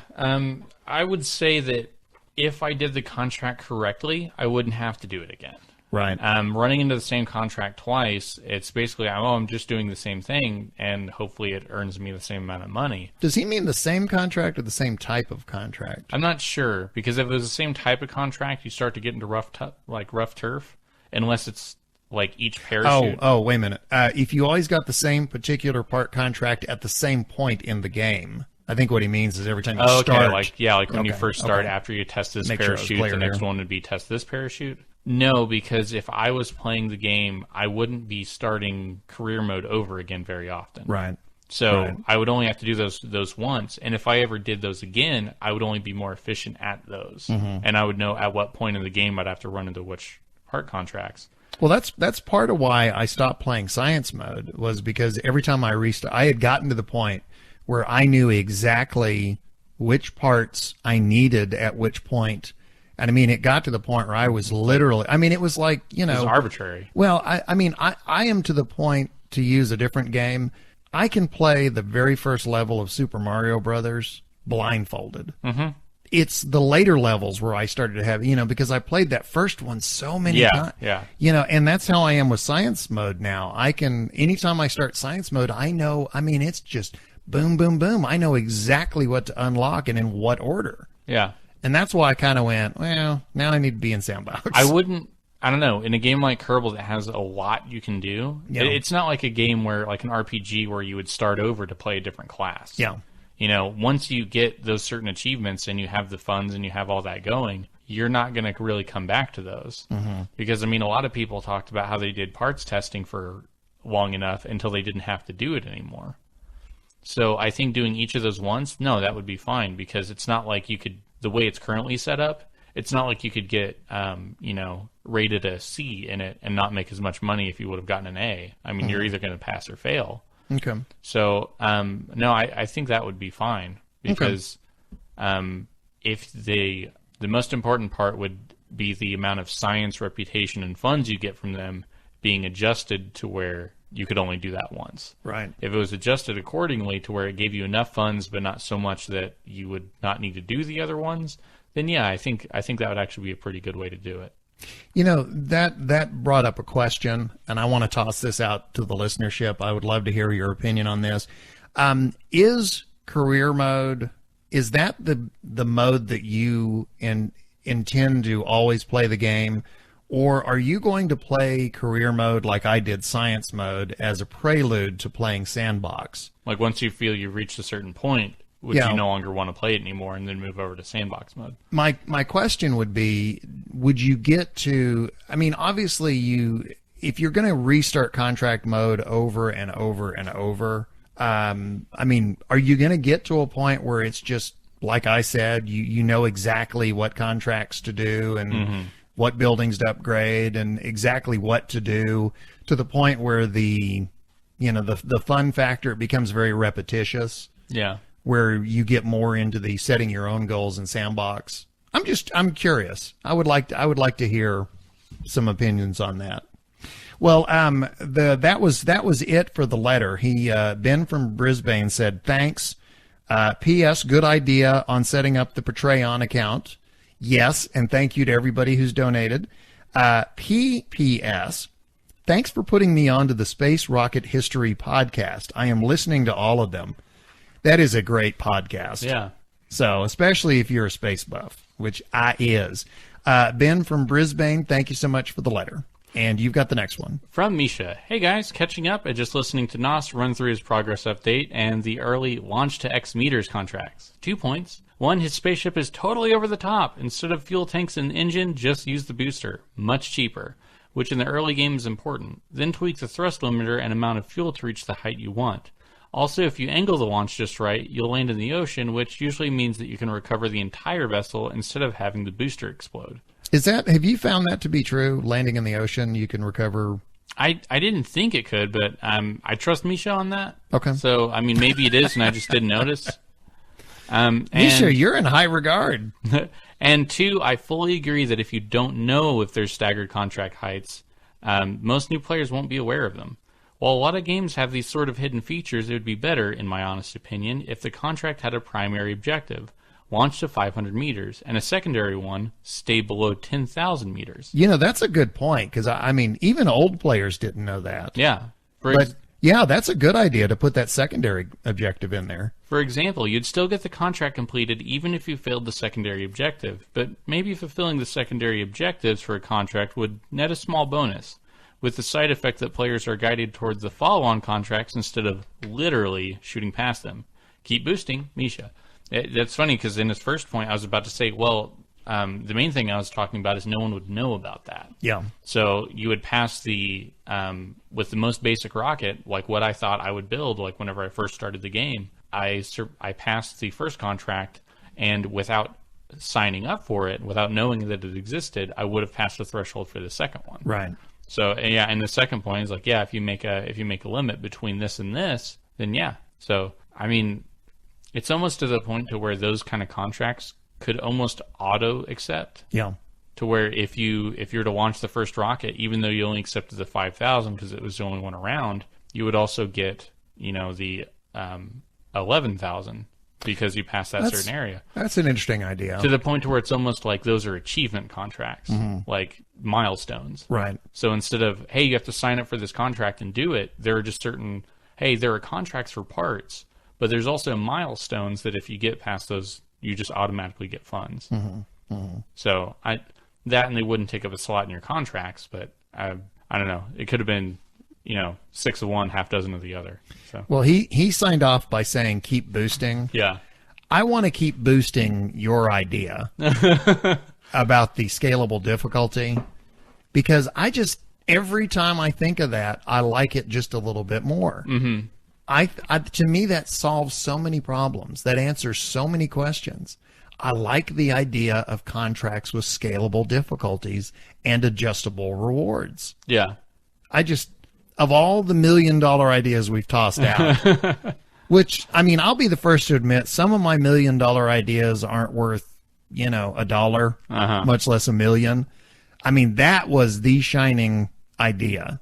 And I mean, we've had listeners write in and say that they really like that idea. I mean, the only reason I brought it up is because that's what I would like to see. Yeah. So, I mean, I think that would be a good fix to like what people have voiced the most about what they don't like about parts testing. Yeah. So I think that's just such an awesome idea.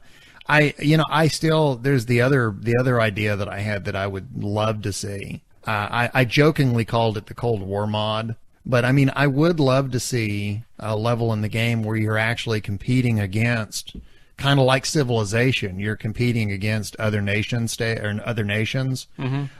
It would be interesting to have and maybe they'll do this in multiplayer, I don't know, but to have a mode in the game where you're literally competing against another country's space program. They're like Kerbals. They're like purple Kerbals. Yeah. And they have like a purple nation that's launching rockets. Yeah. Which, I mean, the green curtain. Yeah. So if you don't launch with before a certain timer runs out, I mean, you think about the United States Soviet Union space race. Success and failure was during that race was decided by who did what first. Mm-hmm. The Soviet Union put a man in space before the United States did.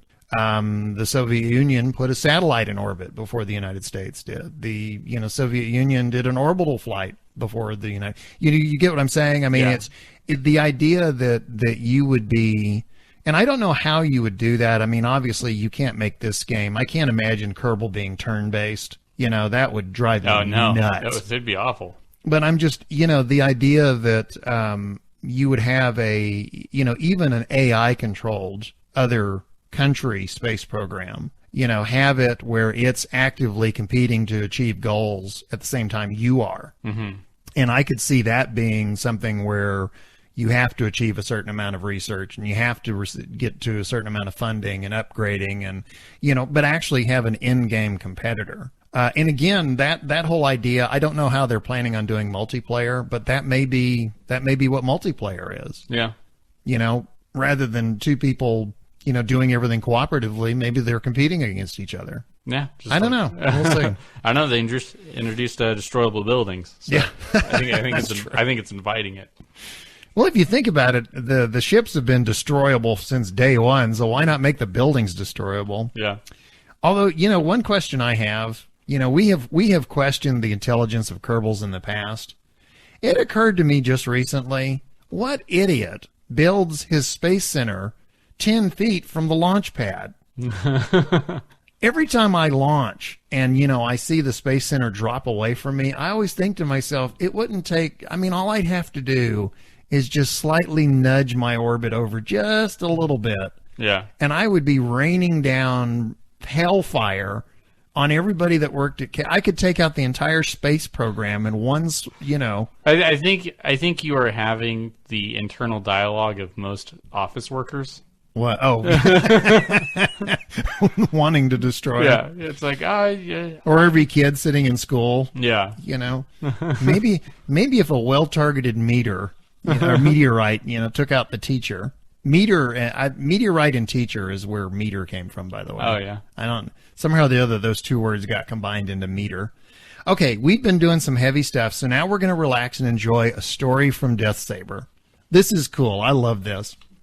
So, I'm trying to save for the last R&D building upgrade since I've literally unlocked every science node under 500 science, which is the limit on the current level of the R&D building. Now half the contracts I get are put a station in solar orbit or put a ground base on insert orbital body here.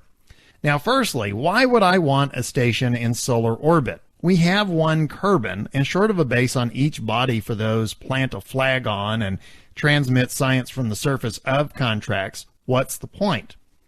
Now I'm getting a tad tired of declining contracts. Shouldn't I have a secretary who can decline jobs I've already declined or something? So this contract comes up to take temperature scans from the surface of the Mun, and I'm thinking flying a rocket around and doing multiple landings is fine on Minmus, but the Mun gravity well is a little heavy, I think, so let's build a rover. So, I build a rover and ascent stage. I get to the Mun, start deorbiting, eject the transfer stage, flip the sky crane, and rover over. Now I'll be flying backwards, essentially. Point prograde, yes, prograde, flying backwards, remember, and start my landing. Getting pretty low now, and I notice I'm low on fuel. Bleep landing on target, I think. Get this thing down with as little fuel as possible. So I kill horizontal velocity and let it fall the last 2K or so.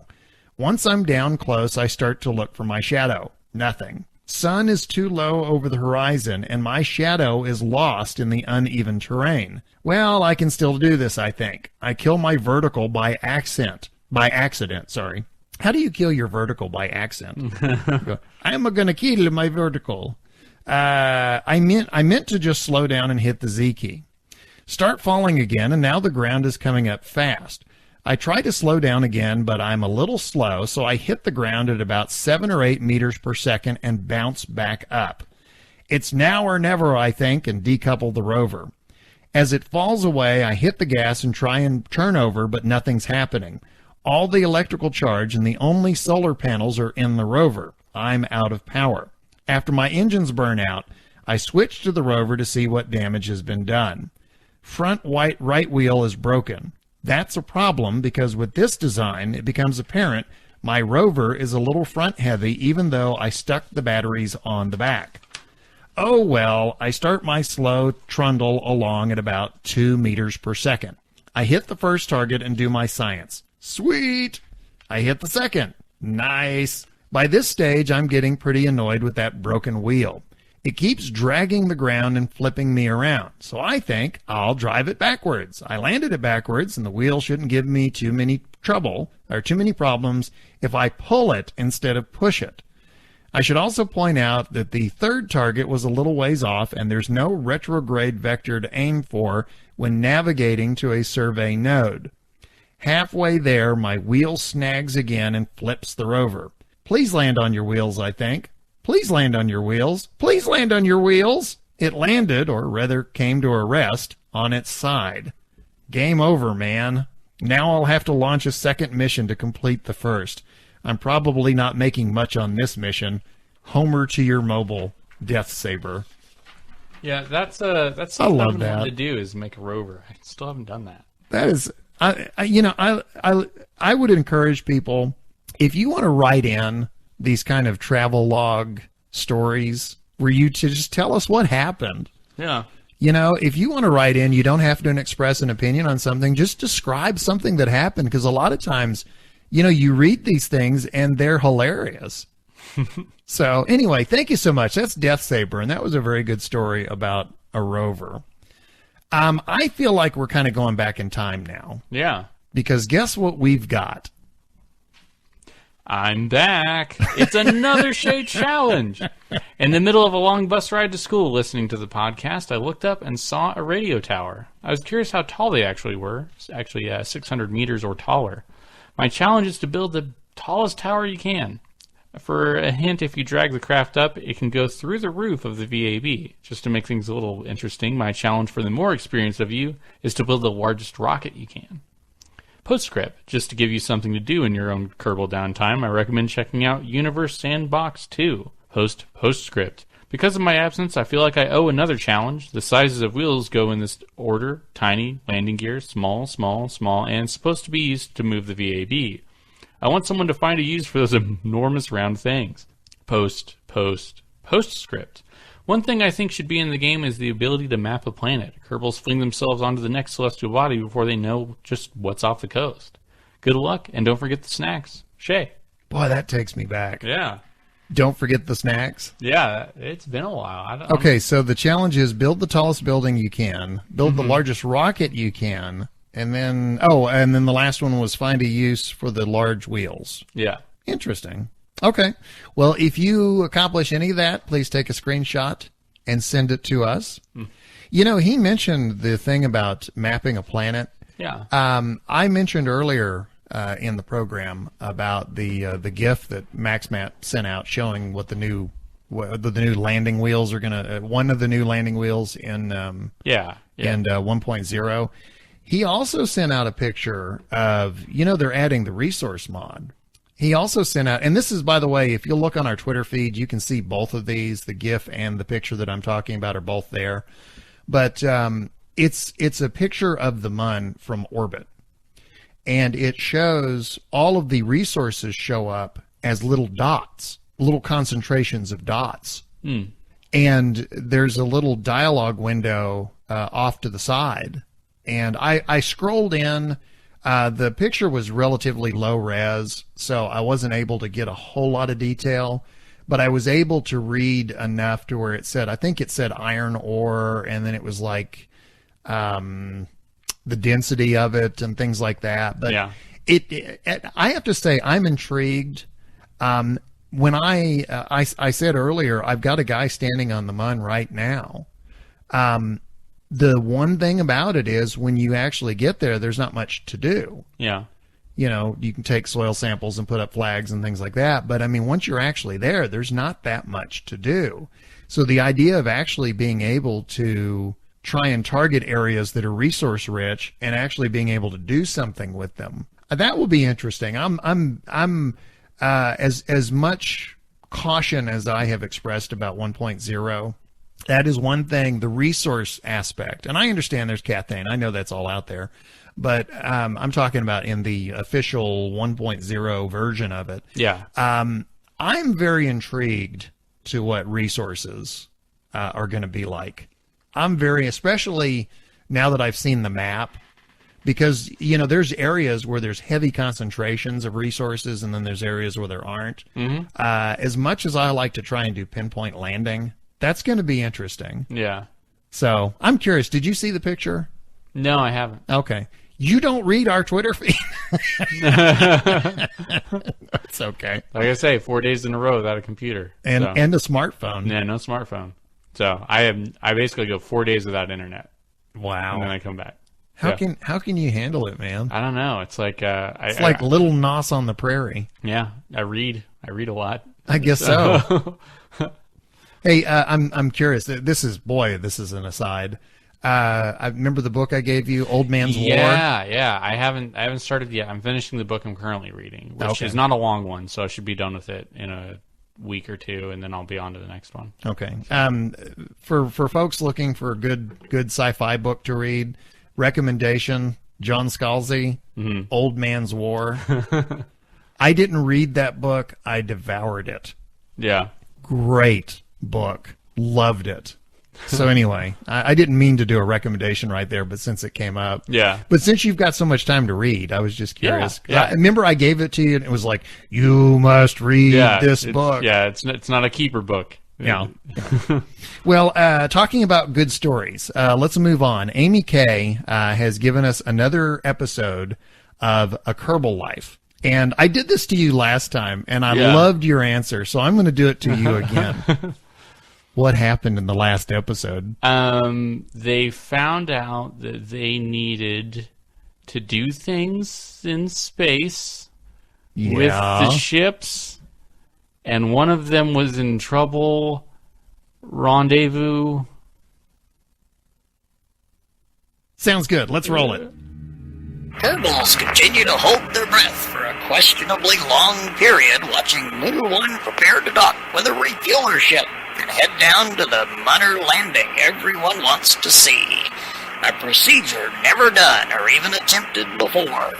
This should make for some captivating activity and add an extra flourish to what will be a defining moment in Kerbal history. Elsewhere, after a long debate with his favorite plant, Kerbal. Mission control to Lunar 1. Jeb, Refueler 1 has achieved lunar orbit. You and Bob need to dock and refuel, and then you can both go down to the surface. Roger that, MC. So, what do I do? Now, hold on there a minute, Jeb. I got a pamphlet here called Quick and Easy Guide to Rendezvous I picked up at the grocery store. It says, Step 1, set your target. So, set your target on Refueler 1. Copy that. Target set. Step 2, to synchronize orbit, you should, well, wait a minute now. Oh, this makes no sense. Who is this Biff guy that wrote this guide? Carmen, throw this in the trash. Jeb, I'm just gonna have to leave it to you and Bob up there. But I don't even have the pamphlet, MC. Oh, you'll be fine. Just line up your orbits and have Bob gently crash into you. Oh, and it says lower is faster. Lower is faster? Okay, Bob, bring up the map view. Map view open. Now, you're higher, so that means, I need to go faster, and you slow down? Copy that. Starting prograde. Stop! Engine salted. Okay, now you're lower, and I'm higher, and you're in front, so I need to go down a bit, and you catch up. Copy that. Now, you... No, you throttle up. No, wait. I should slow down, and you need to go up a bit. Or do you go down? Okay, faster is lowered, so you go higher, and I slow down. Over a week has passed at the KSC with no lunar landing. The word from the center is that this is due to complex orbital maneuvers that have yet to be completed. Having held their breath for the lunar landing for over a week, Kerbals are now advised to breathe after some Kerbals started turning turquoise. Meanwhile, the professor of Kerbal Studies made a statement saying, Up a bit. Stop. Down a bit. Stop. Mission control to Mooner 1. How are you guys doing up there? Up. Down. Slower is faster. Higher is slower. Jib, I think you need to get yourself some rest. Up a bit. Down a bit. Doc. Jeb, I'll be honest, the administrator isn't happy we've been unsuccessful in docking so far, and he sent someone over from the MODs. The MODs? He must be from the MODs. He hasn't said a word, and he's dressed all in black. He handed me a note to say he's taken over the rendezvous. Can he do that from here? I think it's best not to question it. He's got loads of crazy numbers up on a screen here that nobody understands. You and Bob get some shut-eye, and we'll leave it to Mr. McJeb here. Mooner 1, do you copy? Up a bit. Down a bit. But I didn't get to tell you my catchphrase. A Kerbal Life was written by Amy Kettlewell with music by Lee Rosevere. Jebediah Kerman and Kerbal Space Program were created by Squad. The game is available for purchase on Steam or KerbalSpaceProgram.com. Oh, wow. He didn't get his catchphrase. I mean, I don't know. I can't blame that whole situation. Yeah. I've been there. I guess failure really is an option. Yeah. Who knows? Rendezvous, yeah. That's cool. Although I will say I'm a little concerned about Jeb's mental health now. Yeah. I don't know, the mental health of any Kerbal. Yeah. It's either like completely unaware of how bad it is, or maybe too aware. You know, one thing I think Kerbalcast has done, and you know, this shows just how pathetic all those physicists are, that they haven't been able to do what we have done. Oh. We have proved the existence of multiple universes. Oh, okay. See, in my universe, Jeb is still KIA. Yeah. In the Kerbal Life universe, Jeb is becoming somewhat deranged. Mm. So but see, puny physicists. There's a Jeb out there for everybody. Yeah. Take that, Stephen Hawking. There's plenty of Jebs in the. Take that, Kip Thorne. There's plenty of Jebs in the corpse pile. That's right. Yeah. That's right. I'm trying to name drop all kinds of. Trying to show some street. I'm trying to drop some mad knowledge on you. Oh. Well, let's go ahead and wrap it up. We would like to toss out some thanks. First of all, and this is appropriate since we just came out of a Kerbal Life, we want to thank Amy Kay for her contributions, and also to all of our listeners and our regular contributors, anybody who has written in. We love the stories. If you want to send us text letters, great. If you want to send us audio letters, just send us MP3s. Everyone who has sent letters to us or tweets, we love to hear from you. We also want to thank the subreddit moderators for Kerbal Space Program and Kerbal Academy, and music for A Kerbal Life provided by Lee Rosevere. Find him at freemusicarchive.org/music/Lee. I think those are forward slashes. Rosevere. Oh, well, they're slashes. They're slashes. Just put slashes. Okay, they're either forward or backslash. Whichever one takes you to the music, do that one. Hey, is that what they call slash fiction? No. Episode music comes to us from Professor Soap. Look for him at Facebook or ProfessorSoap.com. Or is it ProfSoap? Oh, profsoap.com. Facebook.com/. Ladies and gentlemen, Mr. Nitpicky is in the house. As opposed to Jonathan Lipnicki. A big thank you to Ascalon, who posts episodes. Do you hear all this noise? There's a lot of dog sneezing going on. We've got, the dogs are making a cameo again. We've already had tag shakes, which I ignored, and then now we had a dog sneeze. You can't ignore what's going on over there. Well, it's... What is she doing? I'm not even going to turn my head and look. A big I thank don't you want to know. To Ascalon for posting episodes And of more tag Kerbalcast shake. to YouTube each week. Yeah, okay. So Ascalon. So if you can't hear us right now, yeah. Go to, okay, now we got more tag go shaking. to YouTube. This is hilarious. We got dogs shaking tags everywhere. There we go. Do you know what? Do you know what I think is really funny? What? YouTube has the auto closed captioning where it tries to do voice recognition. Can you imagine the mess that it is going to make of what just happened? Yeah, that we just gave it. So Ascalon, you have fun with this one. Yeah, Ascalon is going to be reading this going, what am I reading? This makes no sense. Ascalon, for your benefit, we want to say thank you very much for posting episodes to YouTube. Thank you, thank you, thank you. You are the man. And we had more tag shaking. And you can also we have a YouTube exclusive. If you go to the Amy Kettlewell episode, you can hear the unedited part because there was a lot of extra conversation going on. What is it with the dogs? Good Lord, they have been silent for like 2 hours, and now they're just everywhere. Okay, so if you want to contact us, or you know your local pet shelter, go to kerbalpodcast@gmail.com, or you can follow us on Twitter @Kerbalcast. This is the first on location of Kerbalcast from the animal shelter. Yeah, people have been strangely enough when I hosted when Amy K co-hosted that one time that you were out. We did a version of the podcast where I went off on a rant about everything. Yeah. And I later took that out, and people are now asking, they go, we want to hear the unedited version. We want to hear the Amy Shot First version. So anyway, the unedited is on YouTube, and you can find it. If you would like to get in touch with us, as always, our email address is kerbalpodcast@gmail.com. We are on Twitter.